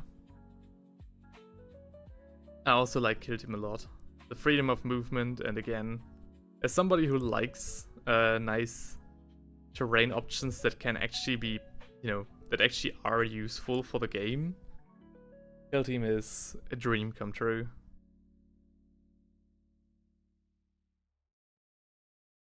I played it, I think, 3 times.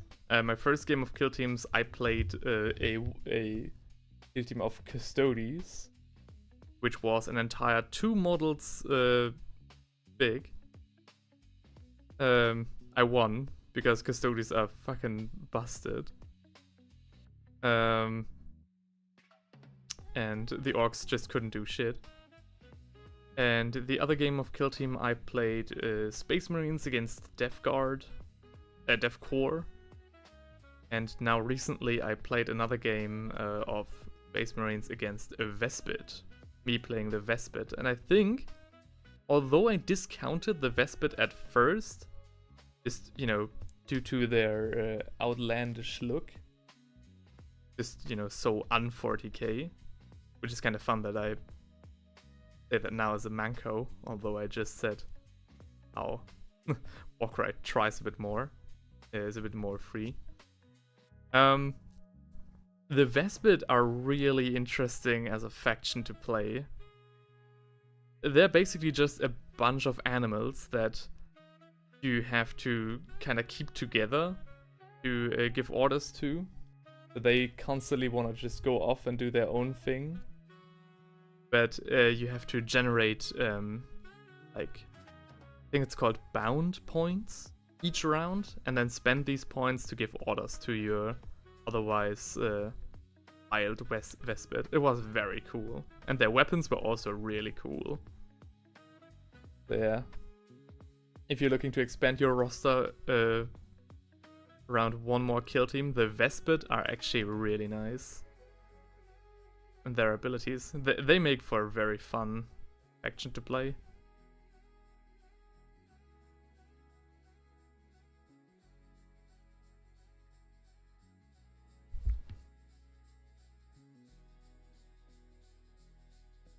There's a good chance that Kill Team will become my main system of play, simply because it's just so much more convenient than the others.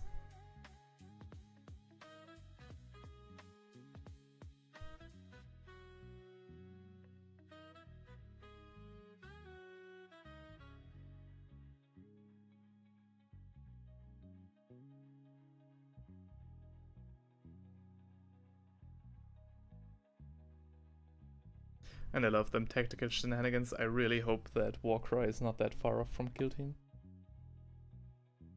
I've played with the Hivestorm box. Did the box with a buddy. It was fun. My buddy got the Vespid side. Ooh, damn. Alright. Hell yeah. Yeah, Hivestorm was a very good box. I really should have gotten that one instead of waiting for another one. I just discounted it because, I don't know, I was stupid. But yeah, with Hivestorm you got a great deal on some amazing teams. I hope the Aquilons play well as well. Though I haven't seen them in action, so I can't verify it myself. Alright. We're not going to use any watches so far. Maybe some... Yeah, okay. That didn't last long. I'm going to... Bela Brown. Hell yeah. I'm going to use some Seraphim Sapia later on.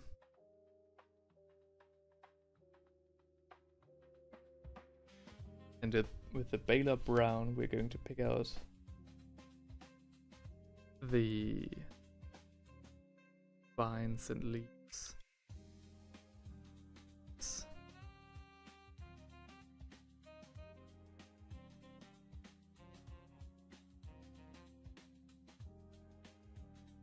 Just an entirely different philosophy than we painted the other guy.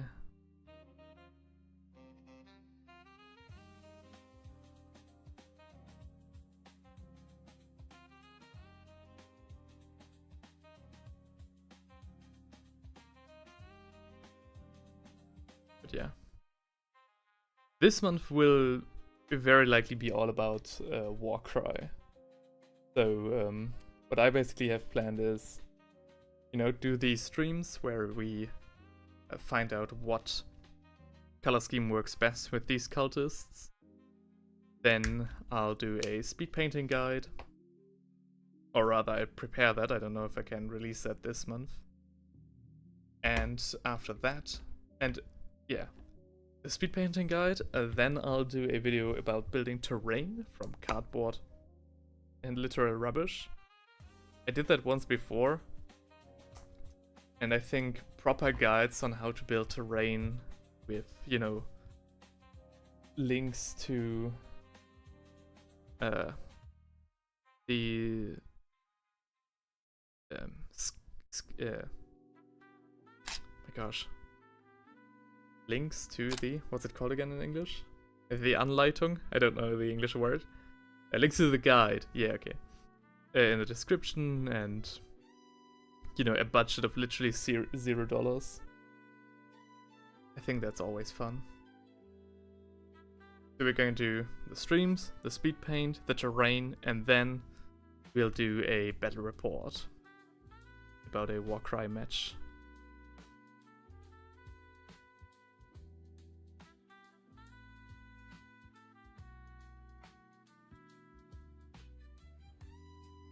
I'm very intrigued. My buddy Theinrich, who is a regular on this channel as well, he got himself the current Warcry starter box featuring Lumineth and Nighthaunt. And in a twist of fate, I guess, he decided to paint and play the Lumineth. I'm very intrigued by it. Usually that's my faction, and he usually plays the Nighthaunt. So I'm playing Nurgle Cultists, and he's playing the ghosts, the elves. We've done it. Let's see.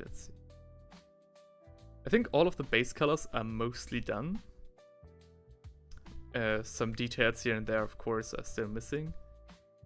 The only thing left is some corn red for the wound. Slow to buy twos says, just stop by to leave a like and fellow hobbyists. Oh, thank you. Millie is looking good. Thanks, man. I highly appreciate that. That's very nice.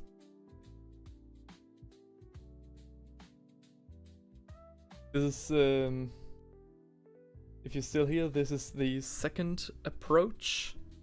We painted this one just earlier. A little bit more brownish, a little bit more cold.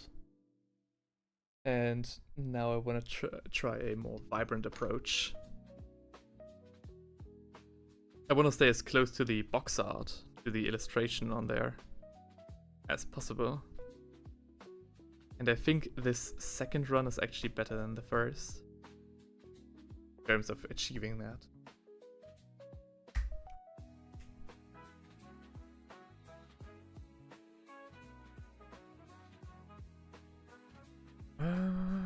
Should we go over to the wash? Yes or no? I think the answer is yes.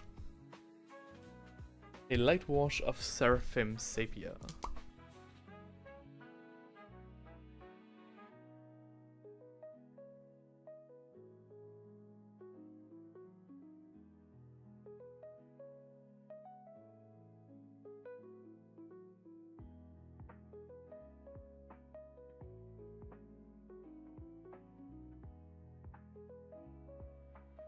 Hang on, I'll take a bigger brush.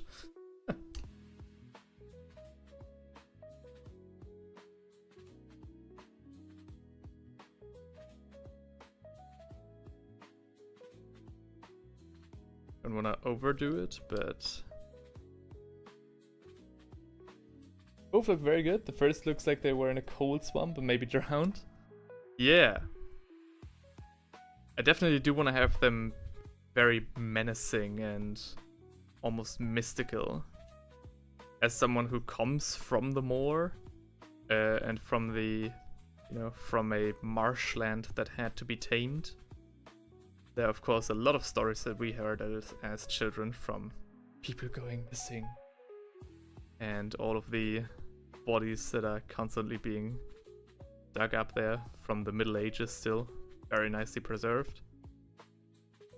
That might have had an influence on my choice of Warband, now that I'm saying that, huh? Yeah. And this one is the only thing that I don't really like about him is that, again, he doesn't look enough like the illustration on the box art, which I will show in a second once this guy is washed.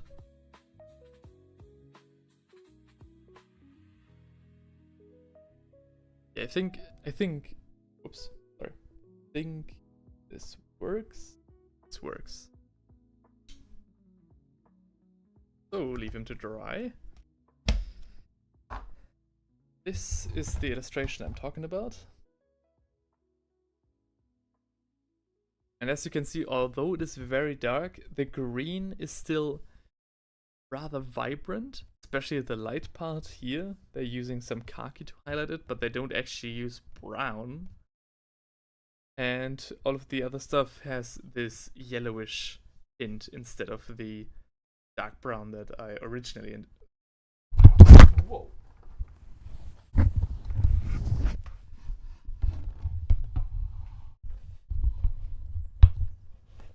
Yeah. So that's basically what we're after. If I can achieve that, I think the only thing that really works for the box art, or similar to the box art, is shield and the skin as well, the spear as well, the Nurgle rotted spikes definitely help. The backside I also really like.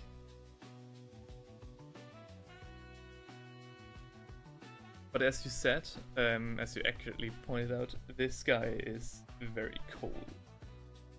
And I think it needs to be warmer. I think. That's what we would want to try out with this second area.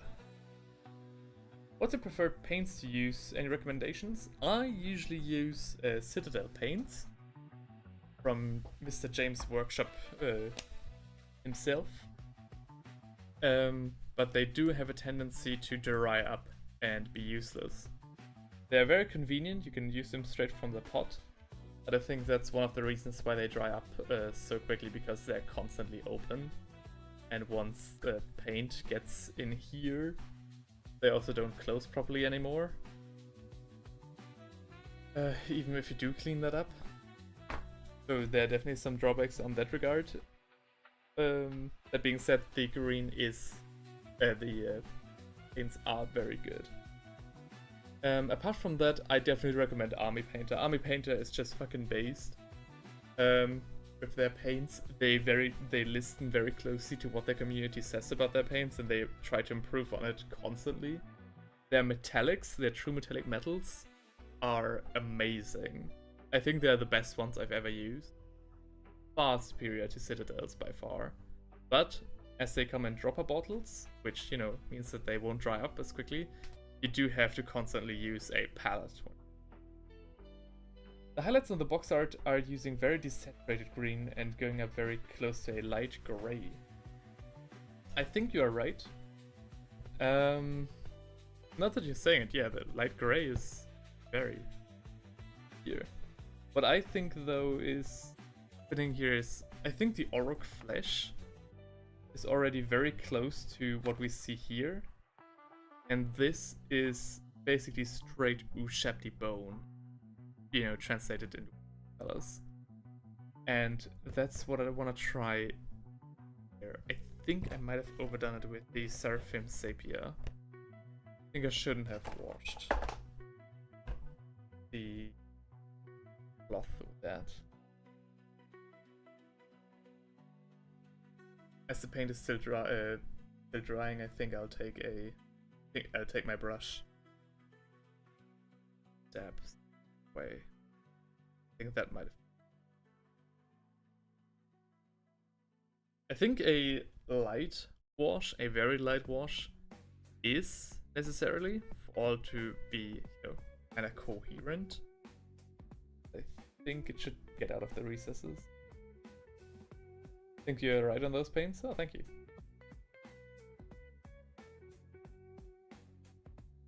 That's good to hear. Just spitballing. I have a couple of warriors more to test this on, but I kind of need to find the right mixture rather soon if I want to make a proper video on that.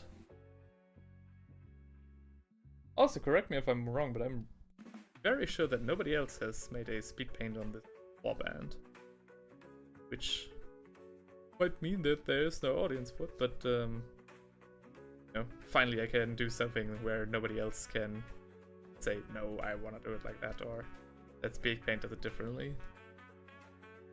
Chris Faulkner says, good morning! You really have the weirdest streaming schedule. Late at night for us, I can understand, but 7 AM? Well, yeah.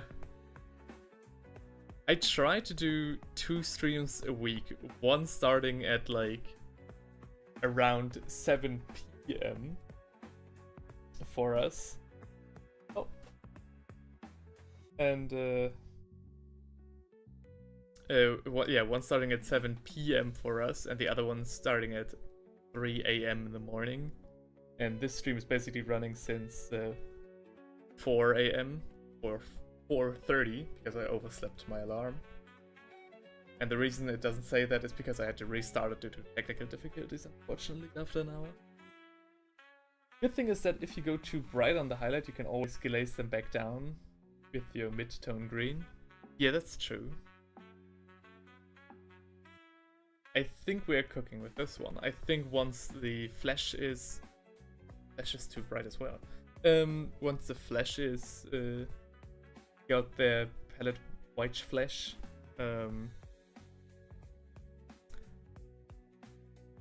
I think you know, once it got that palette white flesh pale highlight, we're closer to what we're trying to achieve here. I think maybe it's a mixture of 2 washes. I'm not quite sure. I think the washes are necessary, but guess we have to wait and see.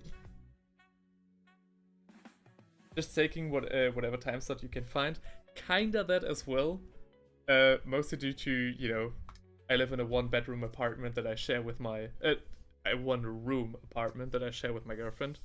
So I also try to be considerate and not stream at like ungodly hours that are good and convenient for me, but like bad for her, as she has to get up at like 6 AM. So yeah. It also definitely, the taking any times that I can find definitely also plays a role. What do we do now that this fella is drying?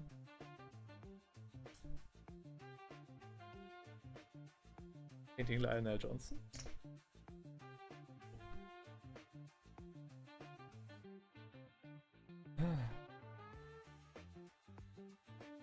I definitely am thinking about just painting his golden ornaments with the dried dark brown as well. Dried bark dark brown. Simply because I think the non-metallic gold, the true metallic gold, would look a lot better than it would look on the Xandri dust. Not quite sure.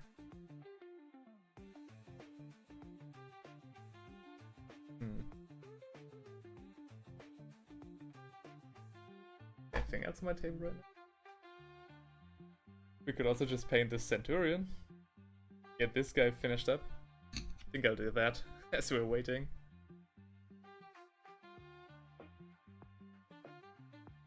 Random guest appearance. Random cameo. Metallic gold looks great over a rich brown. Bingo. Okay. But I'm guessing you mean more like Mornfang brown than dark brown that his armor has, right? Because I've seen some people do that, and yes, that does look very nice.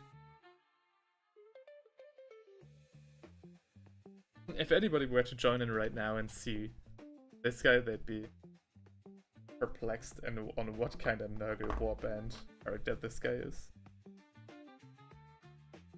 Oh yeah, the Nurgle Warband has a win rate of 100% in Warcry.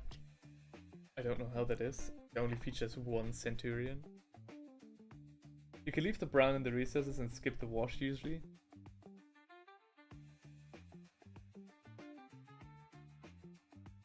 I mean, one thing brown's a good choice? Okay. Yeah, that's what I've heard as well. In terms of true metallic gold. And what I've seen. So good thing, yeah, okay. Then I'll do that. Pick them out with Mornfang Brown. Speaking of this, there's one part of this guy that I haven't.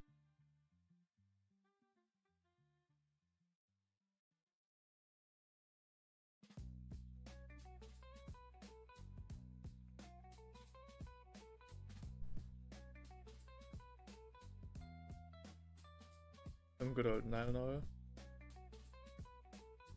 Rather heavy-handed. And while that's drying, I'm gonna just pick up some Ulf 1 grade. Go do some detail work.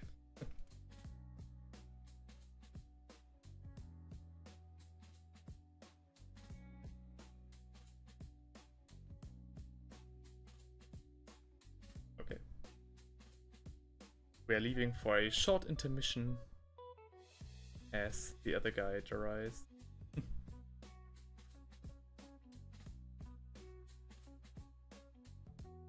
Oh. You still have the one play. In that case, I'm gonna need myself some.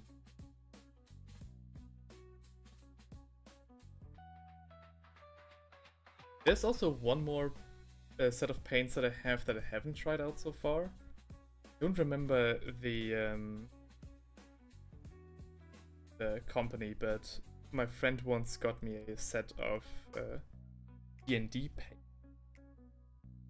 So it comes with a D&D character and a bunch of paints to paint him with, basically a painting starter set. And those looked also very interesting. And I think I want to try them out and give my opinion. Because as someone who has always used Citadel paints only, kind of hard to give people recommendations, especially because I hear that Citadel paints are actually not that good. I'm happy to learn. Happy to come into the light.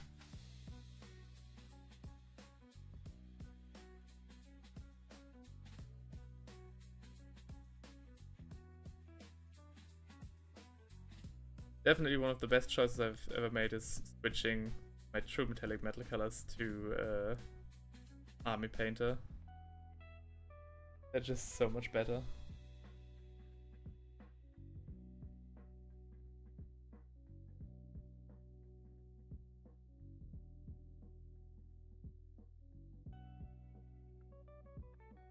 And that was also a case of people telling me for ages, and I was just too lazy to buy and get and buy some.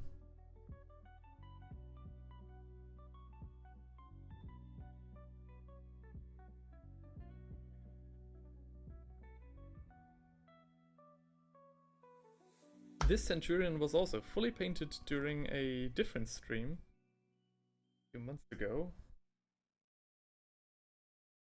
So yeah, quite the range of miniatures that we are painting. I think in the next stream will either be some Space Marines, or maybe we'll do a building stream, or we'll go back to the Cursed City and paint some people. Maybe the Vargskaya or something cool.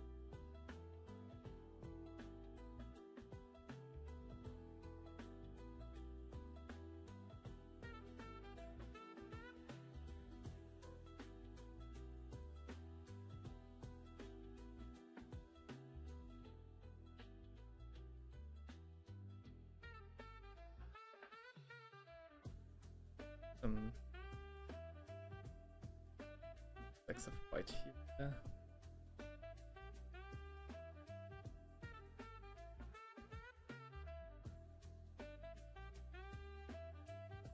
I think I'm overcooked.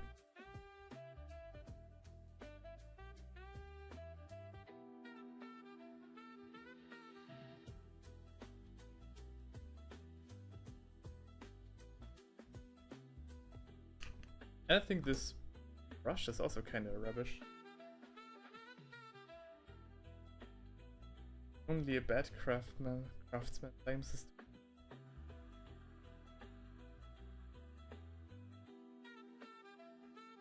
Still has some good paints, but the metallics are pretty bad, so the washes are very good. Yes. I think I can definitely agree with that statement. My friend Theinrich swears on the new metallics, so the Retributor armor, basically the entire Age of Sigmar range of metallics. Says, oh, they've gotten so much better, but compared to Army Painter, still nothing. And their washes are very good as well in comparison, because I always wanted to try out the dip washes from Army Painter. Do you have any experience with that? Because I've only seen some people use it and looked okay. That one turned out really nice. Constant small improvements. Hazen. Hazen?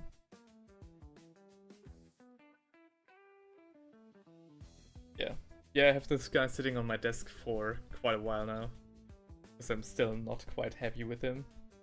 And of course, you know, paint gradients are pretty rough. I think the camera does a little bit of heavy lifting here. Moving it out. Yeah.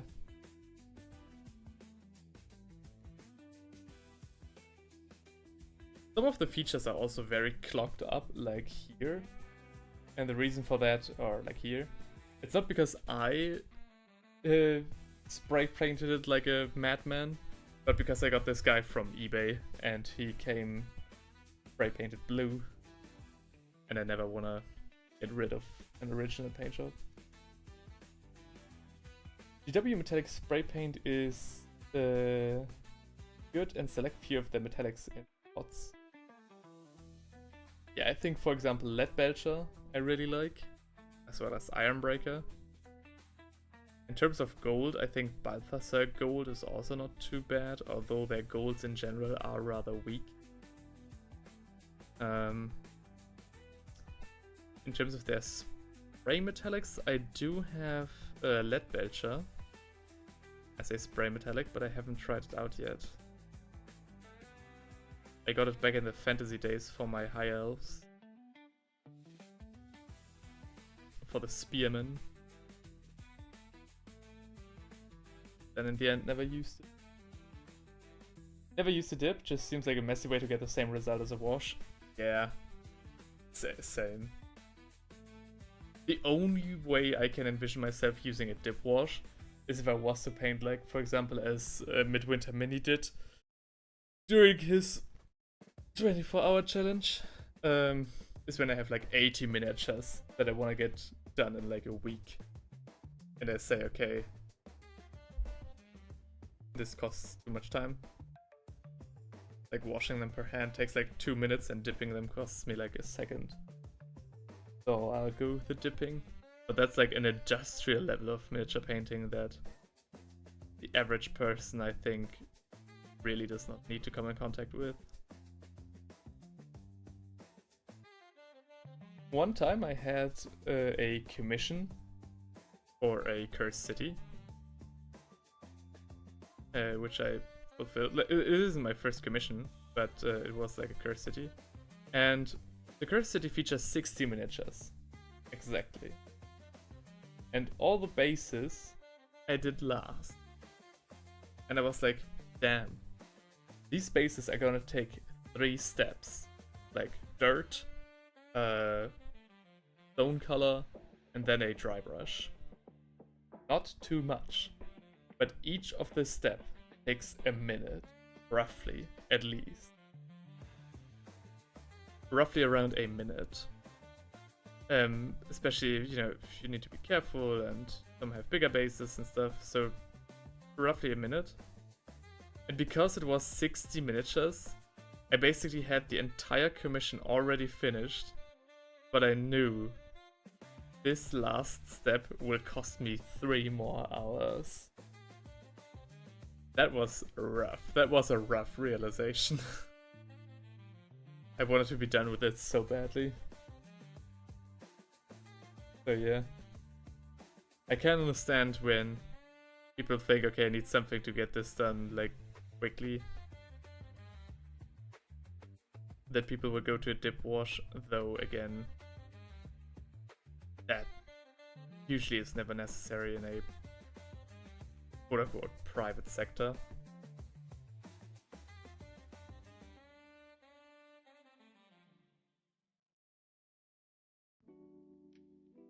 It's the same with speed painting to a degree. The reason I don't really like speed paints that only use like 2 colors, or like contrast paints even, like only contrast paints, because I think, man, you're spending like 80 euros on these 10 miniatures.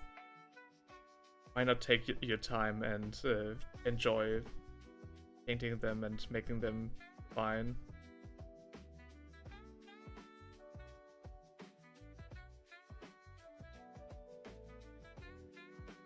I had a guy in here saying something along the lines of speed painting is a ploy by Games Workshop to sell more miniatures. And I was like, yeah. 3 hours of torture right at the finish line? Yeah. That was rough, man. That was really rough. Especially because it was always the same steps. So I really, like, I felt like I was going insane. But what would you do, right?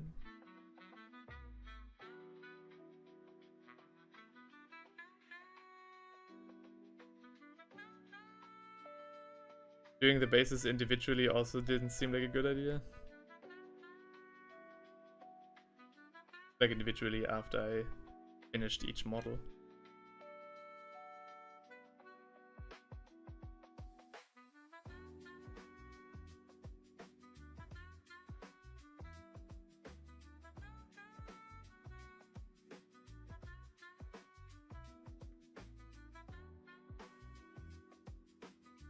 I also really am not a fan of contrast paints.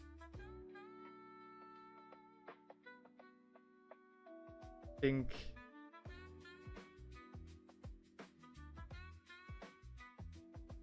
I don't know. I think the result is too random. The person using them, like if you use them as Games Workshop tells you to use them, with just a white base coat and then just slap a coat of the contrast paint on, I think the result is too random. The quality of the paints is also varying very wildly in between the... And you also don't learn anything from it. Like, if you only use layering, for example, you get from like my first miniature to like nice, really nice paint jobs like this one, for example. I really like this guy.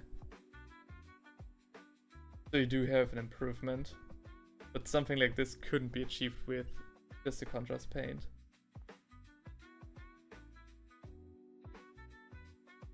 This guy. Also, all of these guys were painted on stream, by the way. Sometimes I'm just locked in, I guess.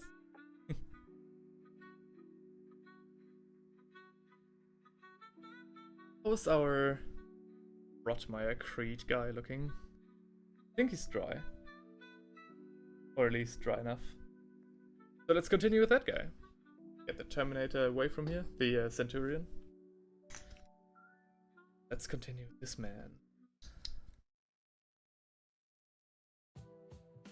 There's definitely some stuff still in the recesses. And already go to the trough.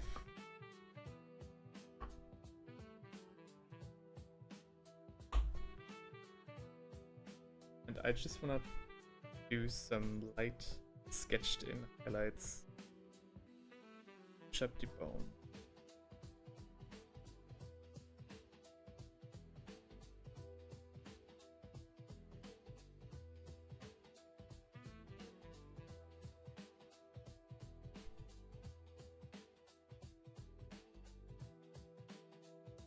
Slow 2x2 says, I painted a unit of guard for my friend and just did all the base work before priming. Prime model and base together.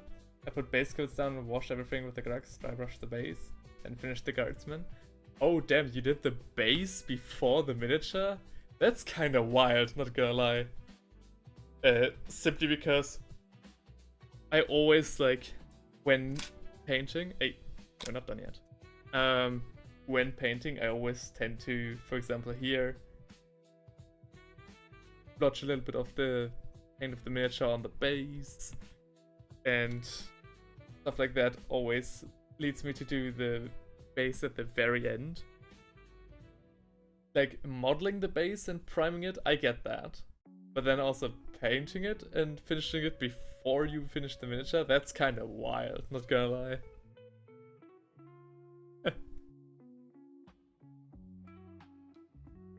Maybe I should give that a try as well.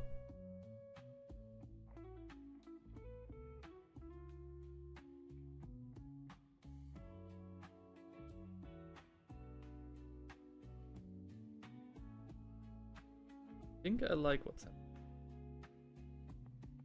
Let's just keep going and...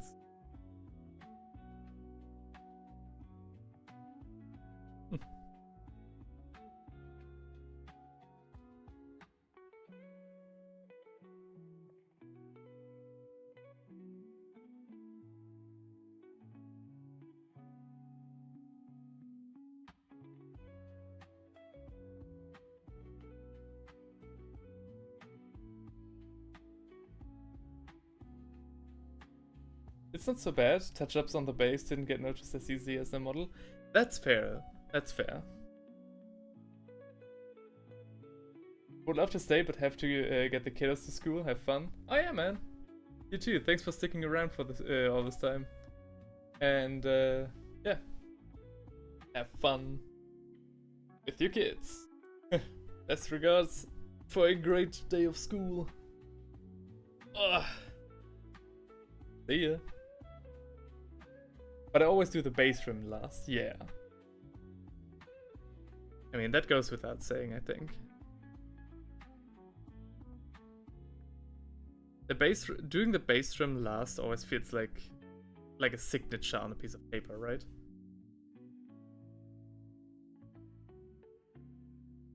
Like once you do the base trim, the model is done. At least for me. And if you're using like stuff like this, like these handles, the base trim, if you were to paint it beforehand, also just gets destroyed.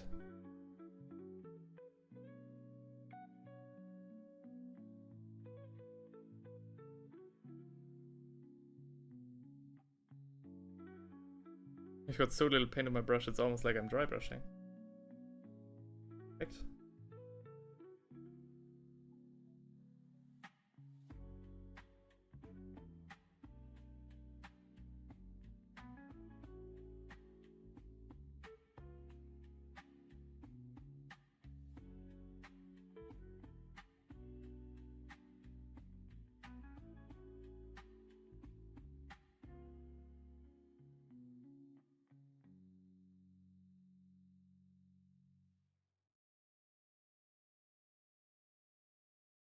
One more reason I do the base for last though, because anything that spills like on the legs or the boots, I always think it makes the miniature look more grounded, right? It makes it more connected to the base it's standing on, as if there was like some dirt kicked up from all the marching or stuff.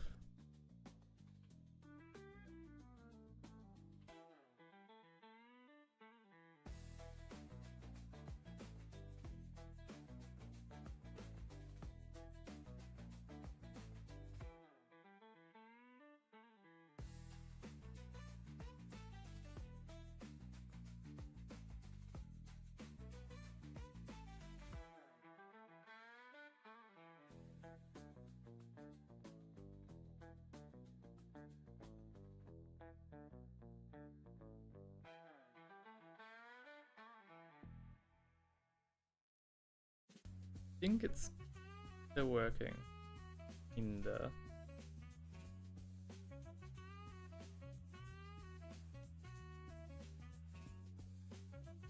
oops, sorry. That's too bright though. The camera makes it look even brighter than it is on, like, in real life.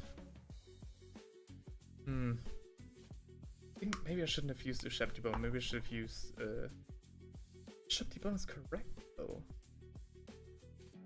Maybe I should have used Sandry Dust first. This warrants more experimentation, I think. For sure, washing the mini and base with the same tone can kind of do that too. Oh yeah! Definitely correct as well.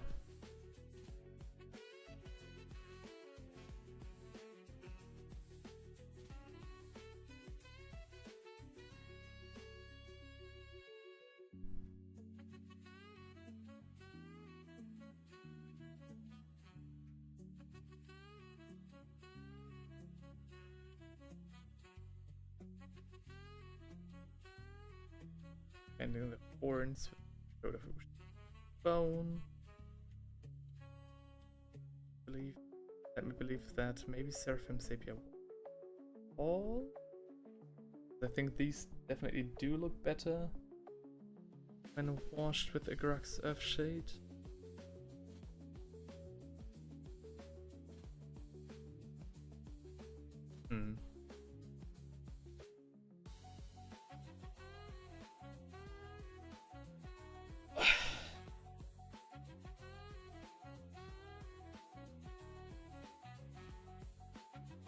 And of course, a highlight for these reeds.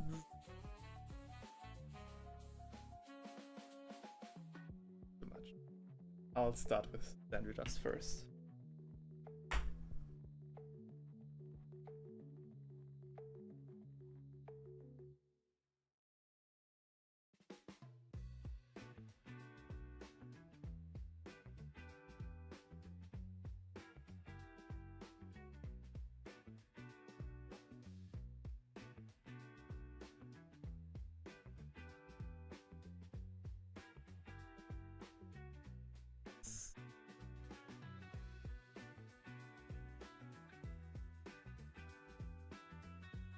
I think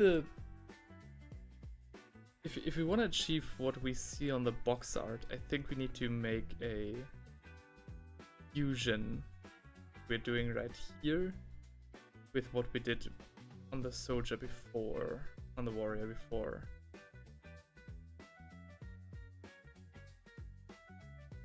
I think the highlight on the glove looks good and pretty close to the box. Yeah, you think so? Hang on. Let's do a quick comparison. Oh shit.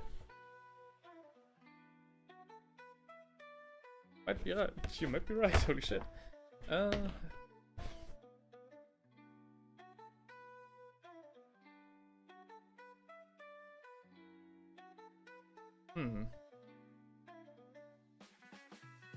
The one thing, I think I overdid it though. I think if I have this tone, I think the tones are correct. I just think I overdid it. I think the leg needs to be darker. I think this part can be darker as well. And on the back, I think also the lower half can be darker. Because if we look at the box art, you know, the brightest part is literally just this edge to accentuate the contours, whereas the rest is rather dark. Even this is not as bright as the rest. I think I need to glaze that down again.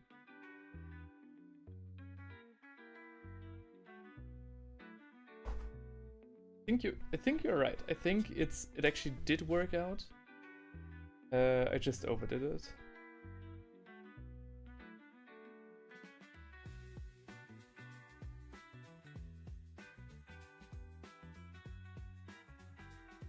Let's do.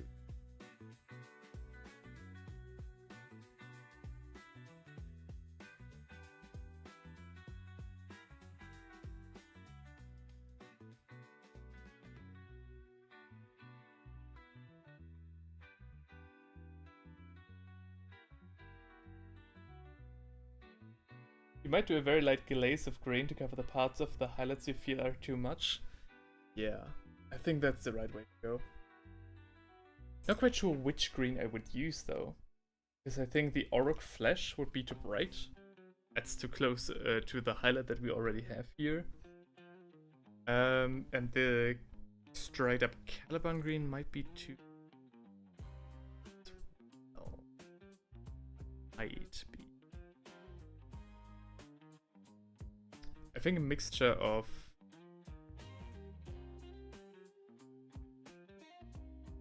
Green... Let's look at the box art again.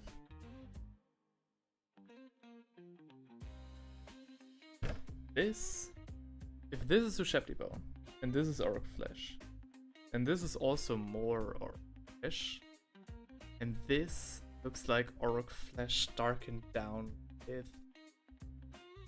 Sundry Dust, and... No. Looks like cat. If you use a very thin glaze, you can slowly adjust it by doing more coats. Yeah, I think that's... call.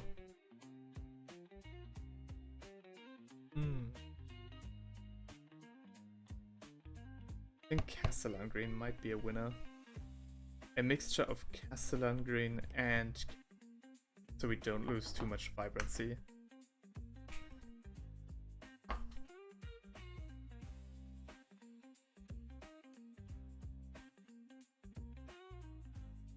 But before we do that, let me get out some palette white flesh for the, well, the white palette flesh. This man.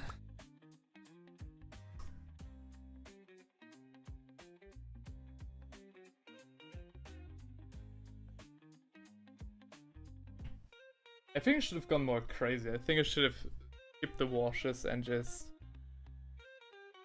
layered and glazed the guy like this. They're completely crazy. Just going completely wild. The problem with this though is that this cultist took me like 2 hours.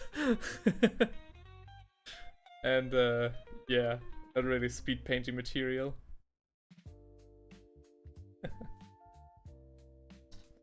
Start your brushstroke from the highlight and pull the glaze to the dark area if you can. Oops. Hello? Oh yeah. Yeah. I think that's the right call. Let me just warm up a bit more with... Still warming up after 2.5 hours. Tricky the Clown says hello! Hello, man! How are you doing? What brings you into my stream?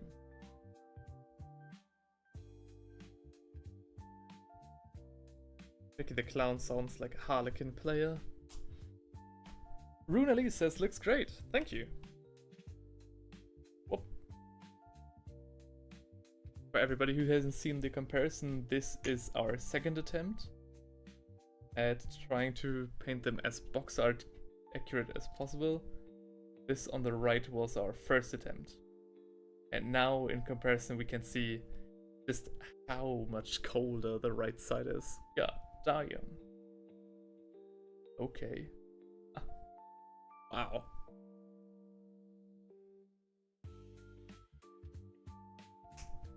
I make the Chaos Marine kill team into loyalists, wish me luck. Holy shit, dude. Which Chaos Marine? The current one? The other Night Lords? No, the Night Lords aren't out. Why would you... Why though? Why? Come on, man. There are so many loyalist Marine kill teams. Why would you take on the extra effort?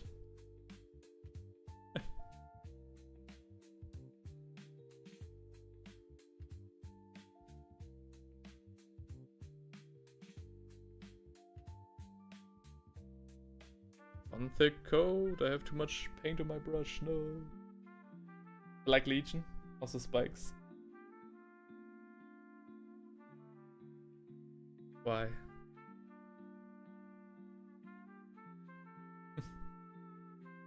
But yeah, best of luck with that then.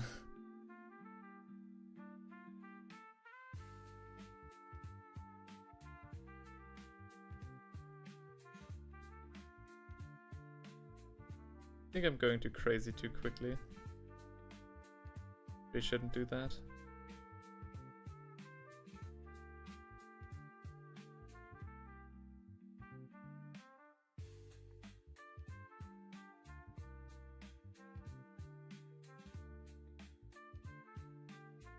Oh well.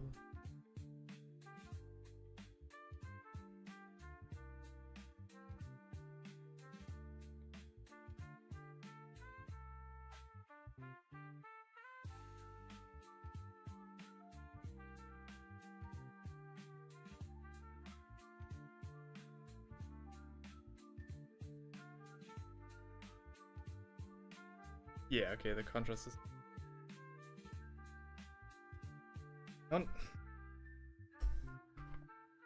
I'll just do a coat of 18 flesh tone for that wedge.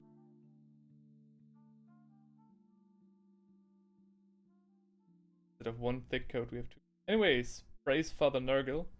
Hell yeah. I'm praising him alright. I feel like I'm constantly on the edge of getting sick today. Like yesterday my throat hurt. Day before that I had really like energy problems. I don't know what's going on. He wants to claim me.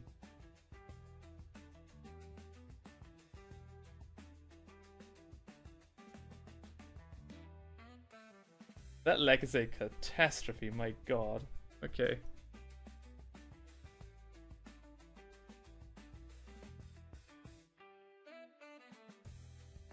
I need to chill out. I'm getting impatient, I'm sorry.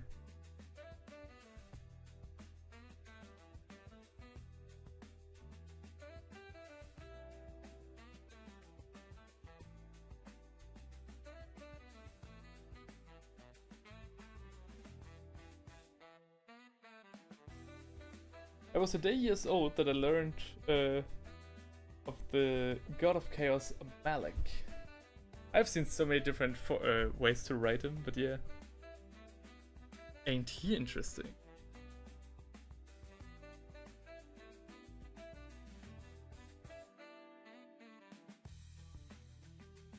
I find it funny how Malak is simultaneously very old, obscure lore and very specialized, like new lore as well. He really is a proper God of Chaos if that's the way that his lore works.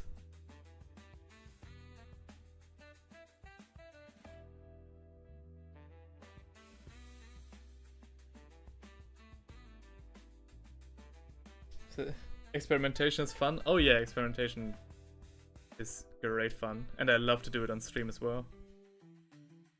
Like sometimes I experiment off camera, sometimes a lot. Simply because sometimes I'm so unsure that I need to make a battle plan first. But I don't know. With these guys I thought would be a little bit more straightforward. Seem to be a little bit wrong in that regard. I want to have them proper. A lot more to it than I thought.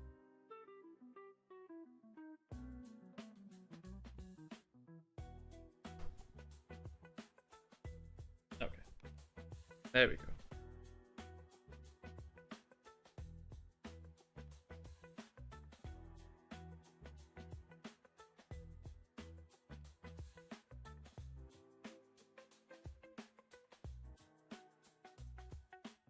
Yeah, this is more like it.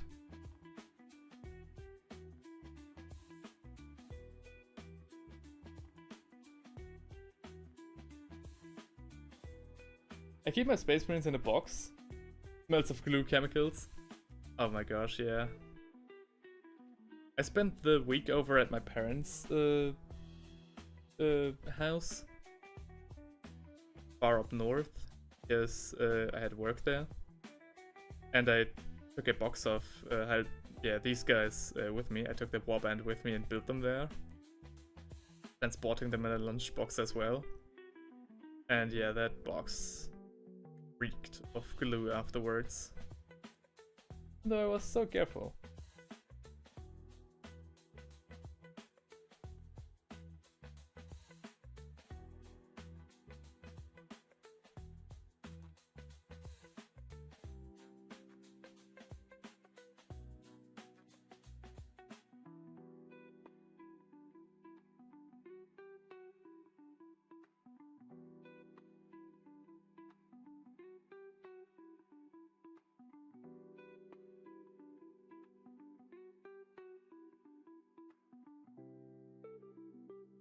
Go.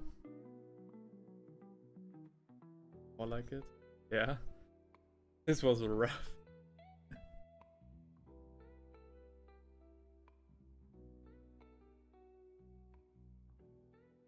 Question is, can, should get paler skinned.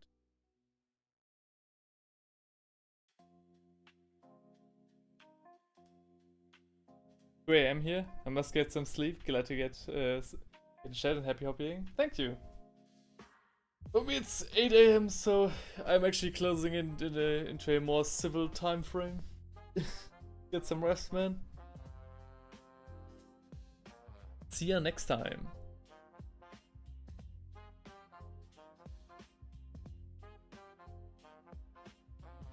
And thanks for keeping me company. Highly appreciated.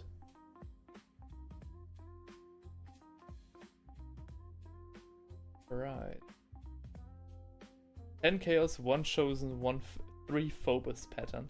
Again, dude, why make them loyalists? This makes no sense. You even have phobos pattern marines. Why do you need the chaos ones?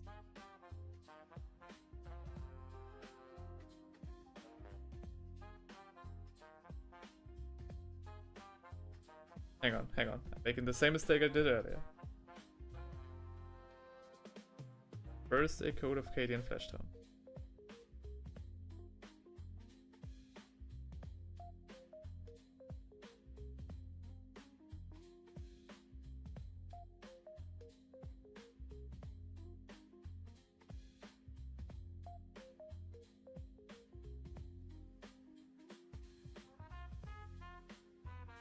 They kill Chaos and they kill Chaos and take the armor as trophy. You know what? Sure. Why the hell not? They just do it for the love of the game.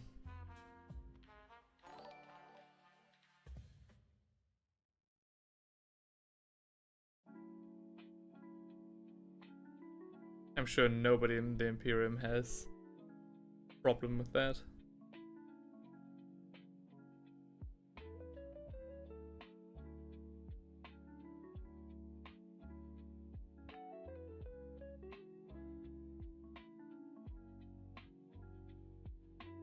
Oh, there we go. Gosh, so between the highlighted leg and the arm. Gosh.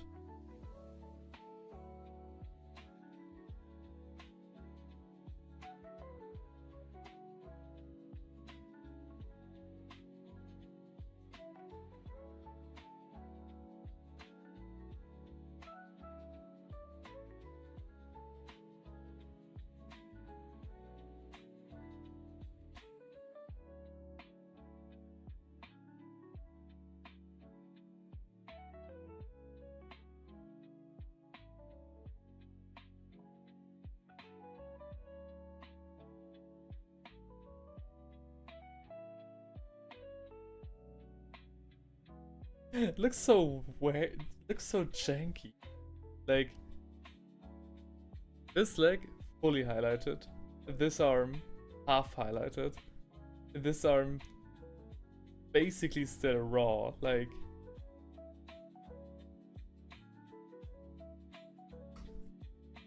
okay.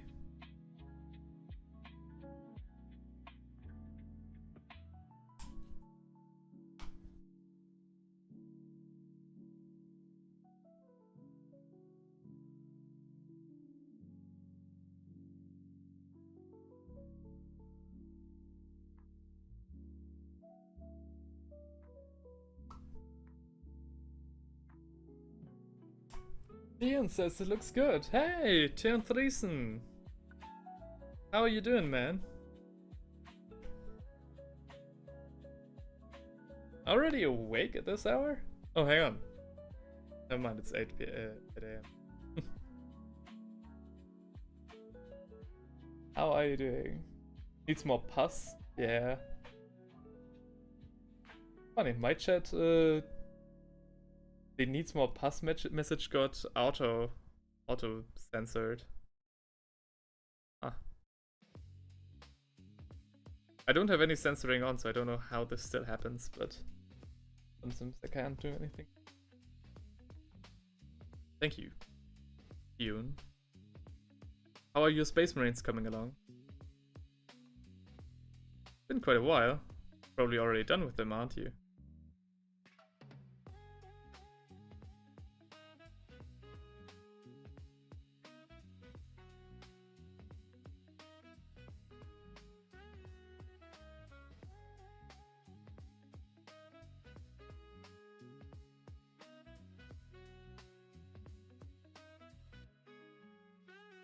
Need to paint them, to be honest. You mean your Marines tricky? Or what do you mean?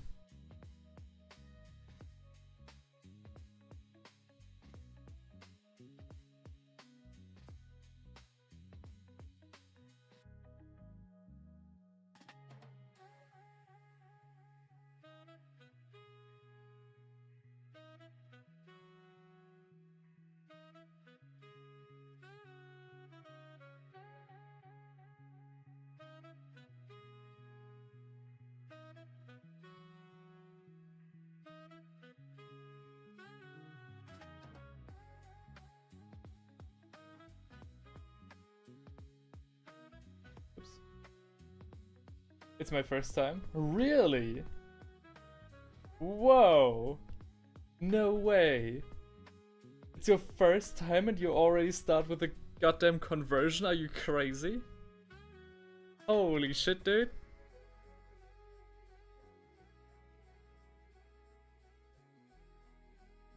Well, then I wish you best of luck. If you don't know, I do have an email address in my YouTube description. In my channel info, and I also have an Instagram account at Brink of Art. If you want, feel free to send me a message and like with some pictures attached of your current work progress. I'm happy to have a look here on stream. If you want, of course. Because I am growing ever more intrigued of whatever it is you're doing with those Marines.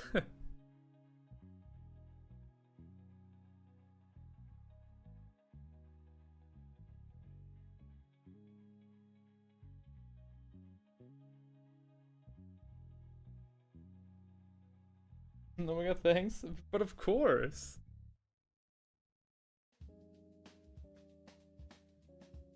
You can also reach me anytime via that email if you have questions regarding paints and paint jobs and stuff. But of course I'm always like, I think it's always coolest if we do that stuff on stream, especially when other people are in the chat as well. Always makes for a great round. Cykel says, just finished one of the Mark III Dark Angel Deathwing veterans. Holy moly. Oh, thanks, Tricky. In that case, there should be a notification going off any second. Just finished one of my Mark III Dark Angel Deathwing veterans. Doing God dang. In that case, yep, you too. Please feel free to send me some pictures. I'm always like, so far we are on a really good streak. So far I'm like, if I get one more picture today, we have had a viewer submission every stream for the last like year, I think, at least one. Time to sub. Thank you. Thanks very much. My original goal was to reach 10,000 subscribers by the end of the year. That will probably not happen, except if my next projects should be insanely good. I mean, they're good, but they're not that good. So I'm happy for everybody who tags along and joins in. Thank you. So, about this guy. This man right here. They're all in plastic bags. But they're your miniatures. Plastic bags. Yo. I hope you wrap them up nicely so they don't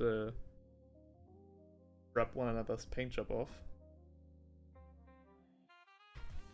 I think now, so what I discussed with a little bit earlier is that the paint, especially on the cloth, is actually right. It is the right paint for this miniature when we compare it to the box art.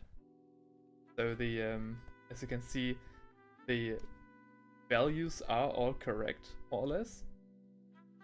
Now let me go though. The thing is though, is that I think I overdid it. If you compare it to the box art here, we see that only this little accentuating edge is this bright. All the rest is a lot more shadowy, more in the shadows, more vibrant, less exposed. And I think I need to do that here as well. I need to calm down when it comes to the lower levels of cloth. By the way, if you guys send a picture to me, please make sure to notify me in the chat as well, because sometimes the notifications don't go through, especially when you send via Instagram, and the notifications will not go through at all.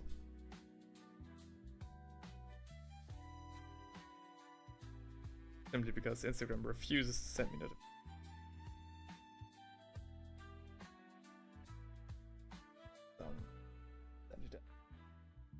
Mixing up the glaze.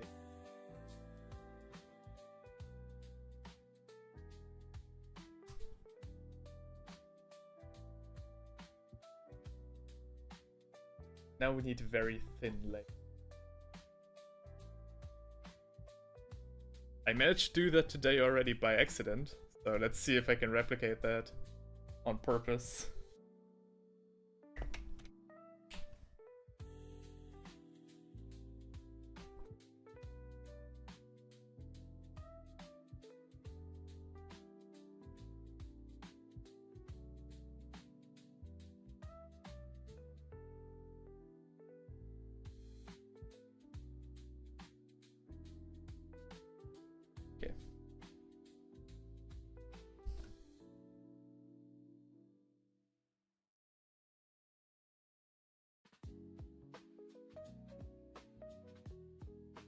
Yeah, I think there's just the right amount.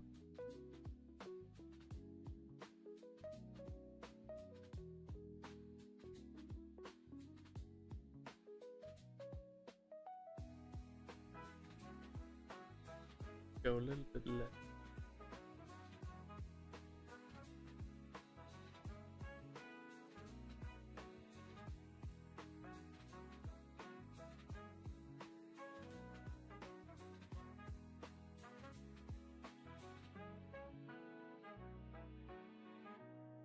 His fist, my guys, his fist fell off. Oh no. Oh god. Good luck finding it. Is your character Rogel Dorn or... Oh no, in that case everything but his fist would fall off. Never mind then.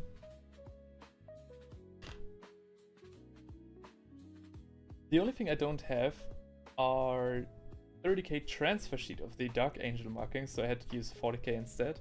I think that's fine.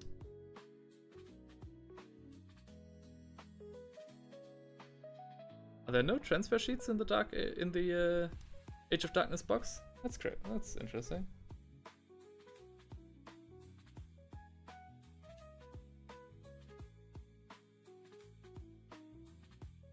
The glaze definitely was the right call.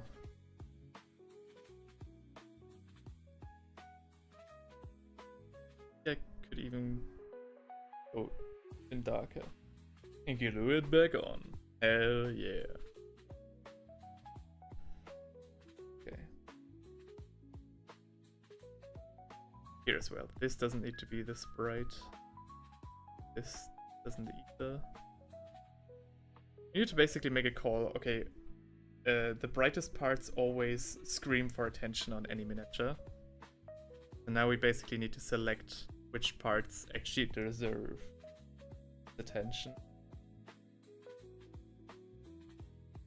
For example, this part here really doesn't.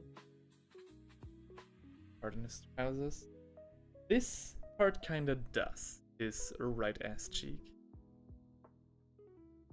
That is kind of important. I'm gonna do it a little bit. No, that's too much. Just a little.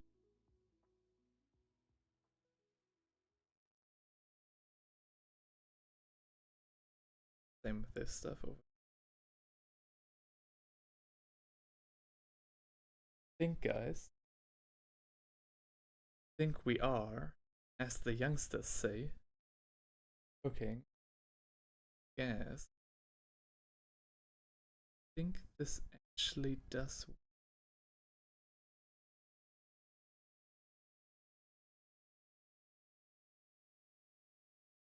I think I also could definitely save myself the glazing step if I next time just highlight a little more sparingly. That would also be an idea. I never picked up the Age of Darkness. This Saturn box is my first 30k, and James Workshop won't restock the Dark Angel has the transfer sheet. Oh, right, yeah, okay. We've got those shenanigans going on. Yeah. Yeah. The Age of Darkness is so fascinating because Heinrich pointed that out. The Saturnine box set also is called Age of Darkness. So it's called Age of Darkness Saturnine. And that I didn't even notice until he pointed that out. And we found that to be rather weird because, for example, if now were to come a Stormcast Eternal box set or something. So one of the first box sets that came out for Warhammer Age of Sigmar was Dominion, featuring Cruel Boys and Stormcast Eternals. And if now were to come another box set for Age of Sigmar, you wouldn't call that box set Age of Sigmar Dominion and then the name of the box set. So, yeah. And now I just made the mistake of conflating the two into one. Why would James Workshop do this? Oh yeah. I think the glaze definitely. The cape is glued on. Bingo, nice.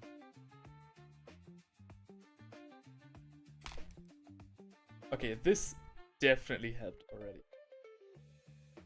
So I think we can go even darker in the recesses. I think we can go a little bit crazy. And for that, I want to take some Dryad bark and Alabama green. How vibrant is it, the recesses? Ah, quite vibrant actually.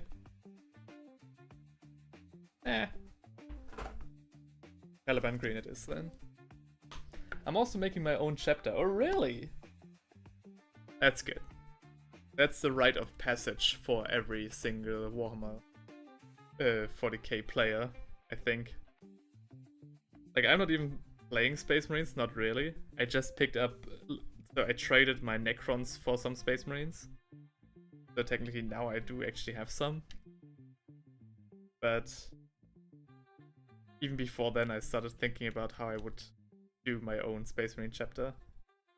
So again, I think it's just a rite of passage for people to create their own part of the game, part of the rite. What's the name of your chapter? Do you already know?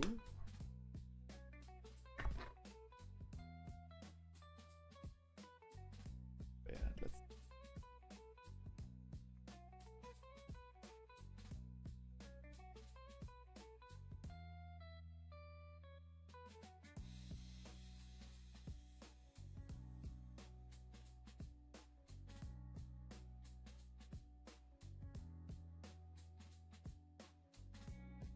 Funny how I said earlier that I wouldn't do this guy like I did this man right here, this Poxwalker, because this Poxwalker cost me like 2 hours to paint. 2 hours of intense, non-talking, non-recording work. And now I paint this guy basically the same, with the same fucking techniques.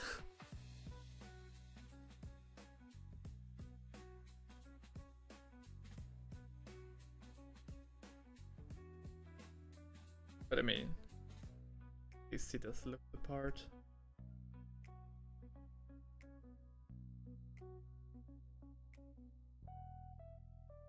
Bro's wearing, yeah, he's wearing jeans. He really is. I didn't even. Yeah, he's wearing jeans. He's a jean stealer, you know?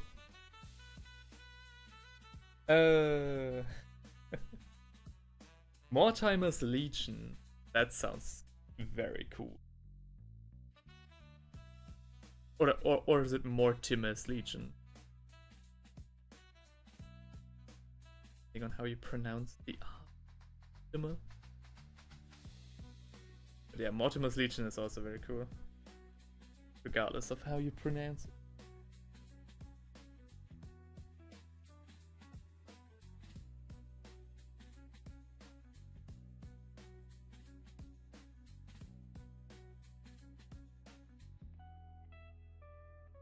Yes.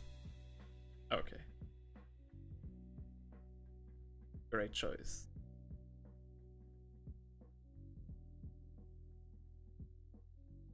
I named my own Space Marine chapter the Celestial Spears. At least that's their working title for now. The funny thing is that I, myself, have not painted a single Celestial Spear. I only did some mock-ups with like digital sketches. And so some other people of this community painted them. That was very interesting. Just send an image to your email. Let's go. Let's go. I'll have a look right away. I'll just finish what I'm doing right here. Then I'll head over to my email.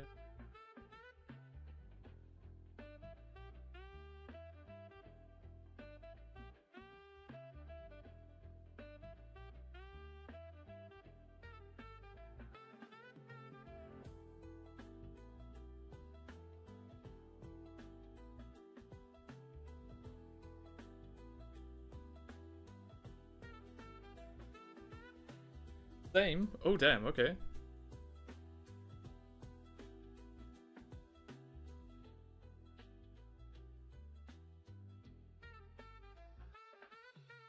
The green, on the other hand, the dark green... Well, I don't think it went through. Let me try again. Yeah, okay, sure. We've got time, no worries.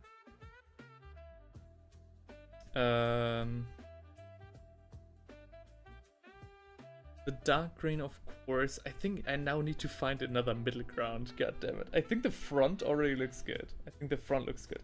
I think the back is still too messy. The cloth is reflecting too much light too harshly. It looks like he's wearing like some sort of colored leather or latex clothing, which is definitely not what he's supposed to be wearing.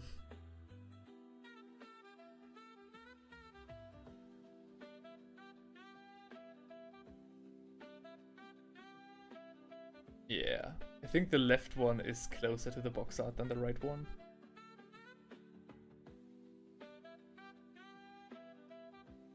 Hell yeah. They both look very good though.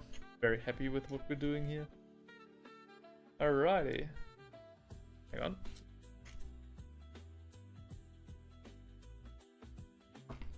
Let me position him. So you guys have something to look at while I grab my phone. I forgot the email. The email is in my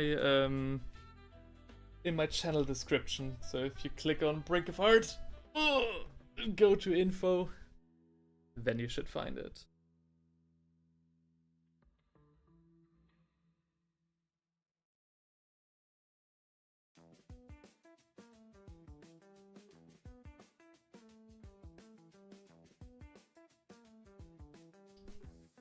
Yeah.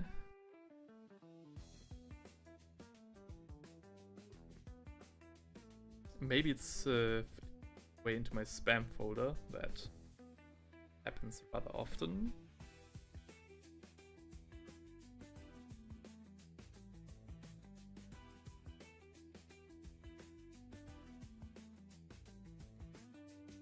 Okay, no, these are all actual spam mail. Okay. Just tell me when you send it again, because so far I actually haven't received anything.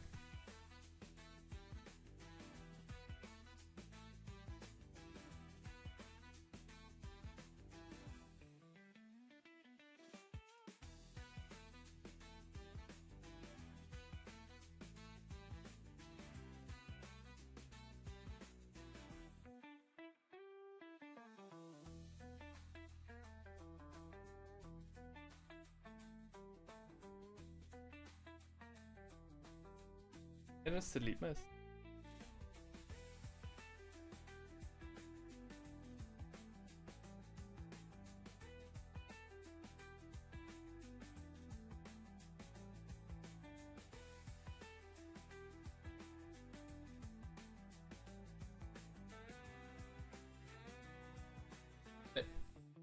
Okay. In that case, we'll just keep going for now.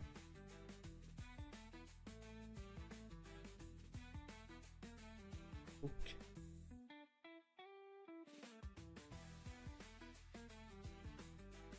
Reads are very... I think it's sent. I can't find it on mobile. Ah, that sucks. Okay. Hang on. In that case, I'll just type it in.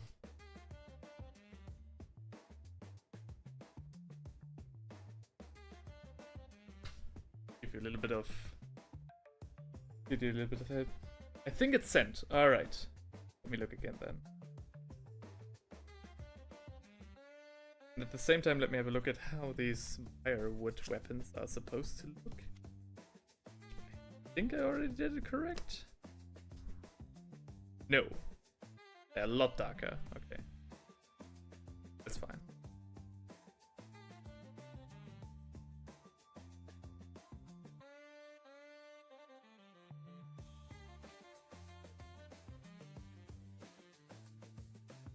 Do you have the correct mail? Because I don't seem to get it.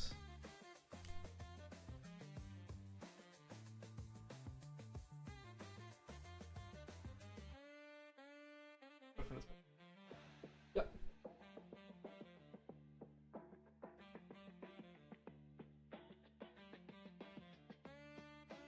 I don't seem to get anything, guys.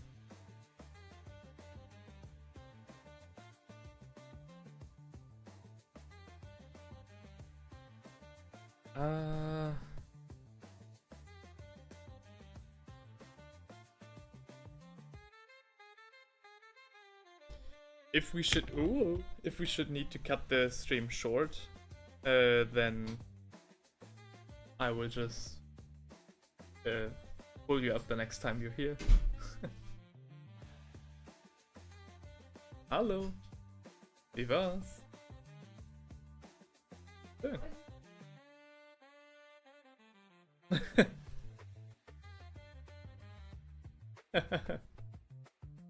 Gegen die Wahrheit gesagt. telling children the truth. Yep. I'll be ready.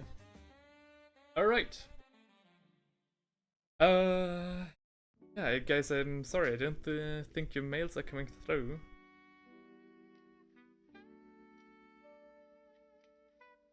First time this happened with 2 people at the same time. That's very unusual. Alright. Unfortunately, I do need to cut the stream short. Right here. Huh? Yeah, okay.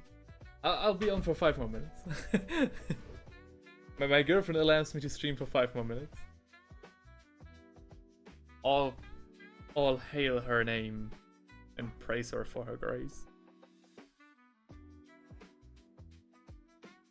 So these mire wood weapons actually are dark. Okay, I think it's sent. All right, I'll give my mail folder a bit of time to catch up, and then I'll have it. Meanwhile, we need to. I really like how these claws look so bright, but I think they also look very cool. Just dark. Oh! Wow! Thanks, my love.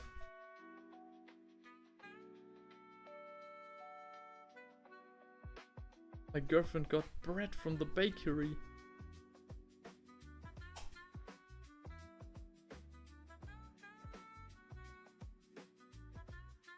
It's so well done. Sometimes the paints just really do the work for you. You ask very nicely.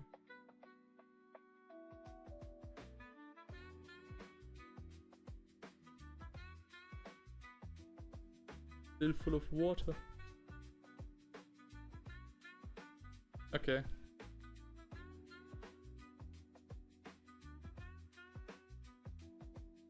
So. Now give him gangrene. I think he already has that as a Nurgle cultist, not gonna lie. One. 2. You're not soft enough.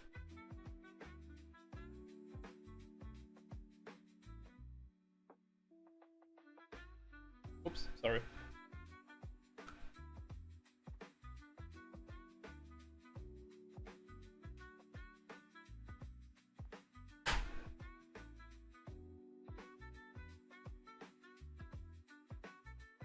So, let's have a look. Anyways, good night. Oh, really? Hang on, wait. Have you 5 more? Do you have 5 more minutes? Hang on, I'll pick up your mail. Oh, let's see about that. Let's see that.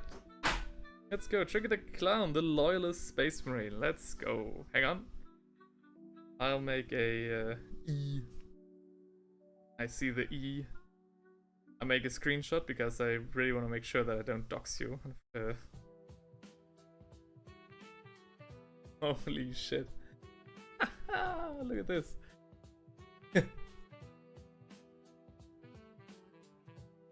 Okay. What is happening here? Let's go. This guy looks great. First of all, looks like a good conversion. Then we've got this man over here carrying a heavy bolter one-handedly while firing his, I guess, plasma pistol. And here we've got the champion. Alright, he was EP. Yeah, that's what I would want to say. Alright, that's what I wanted to say. God damn, man. I mean, this guy looks like it's a little bit far away, but from what I can see, I think this guy definitely means the most business. And of course, you know, the one-handed heavy bolter carrying guy also looks mad. I hope he has a very mad, angry face. And then, of course, the EP champion. Alright. I'm definitely looking forward to how you're gonna paint these guys. Also, Power Ranger trailer in the back. Oh, really? This? That big of a Power Ranger enthusiast, so sometimes hard to tell. Also, bro, the way you the way you store your miniatures. I mean, hey, with all that extra padding, I think it's fine actually. The Power Ranger trailer. Is it this? I don't know. Yep. Okay, bingo. Let's go. I know my Power Rangers. I know my Power Ranger lore. But yeah. I'm about done. I'll come to you. I think these conversions already look very promising. The fact that I don't recognize them as like standard miniatures immediately already gives me a lot of hope that these guys are going to be very unique. And I'm very much looking forward to seeing them painted. So hopefully we'll meet again, that you can show me more progress on these guys. I'll hold you to it the next time I see you, so don't slack. And on that note, I'll check one more time for psycho cells. My gosh, psycho cells message. But if that isn't popping up, also one of the power has a power fist and a bazooka. One of the guys that you just showed me is the guy that knelt down. Goddamn, insane loadouts, insano style. But you know, if you're a Space Marine, might as well take everything you can. Oh, bingo! Psycho sets, let's go! Dark Angel Mark III Deathwing, I got it. Now in the back. Ah, okay. I'll be right with you. Hang on. Let me download it and not dox you. That would be nice. I'm doxing my friends already. Oh, have fun. All right. Good night, man. Thanks for checking in. Don't slack. I want to see more progress next time. Ah. Okay. Downloads. Let's go. Holy shit. Oh, yes. Hell yeah, that guy looks dope. Sweet checkerboard pattern. Wow. Yo. Do these helmets come with the Saturnine box set? I don't think so. Holy shit. Wow. Alright. Alright.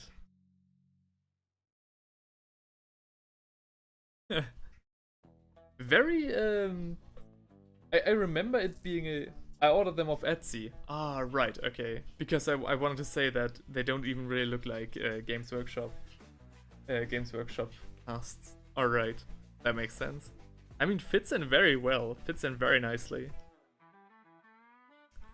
I remember it being a point in the lore that Space Marines wouldn't usually aim down the sights this way. I remember that when Kaito Sicarius came across some Space Marine clones from the Tau, he noticed how they aimed that way, and that Space Marines are usually, you know, firing from the chest or from the hip, and that's how he noticed that those weren't real Space Marines. I think it's interesting that basically right after I found that out, they changed it, that wasn't no longer the case. Very cool, very sweet checkerboard pattern here, and the transfer looks perfect on there. Great job on that, holy shit. Also nice with the extra, you know, bit with the helmet. Definitely can see the passion. Nice. Good job, good job. Very nicely done. Definitely sweet. I like that that you made him a Deathwing veteran. And not just, you know, regular black and red. I think the bone definitely helps with the Heresy Dark Angel patterns. Very nicely done. Very nicely done. Alrighty. On that, I also want to see more progress next time. Thanks for sending that in. Hot damn, dude. Oh, alright. My camera is already shutting down. My girlfriend waits with breakfast for me. So, thank you so much. I hope to see you again next time. And until we meet again, take good care, have fun painting, and I'll see you hopefully very soon. Until then, bye bye. Ciao.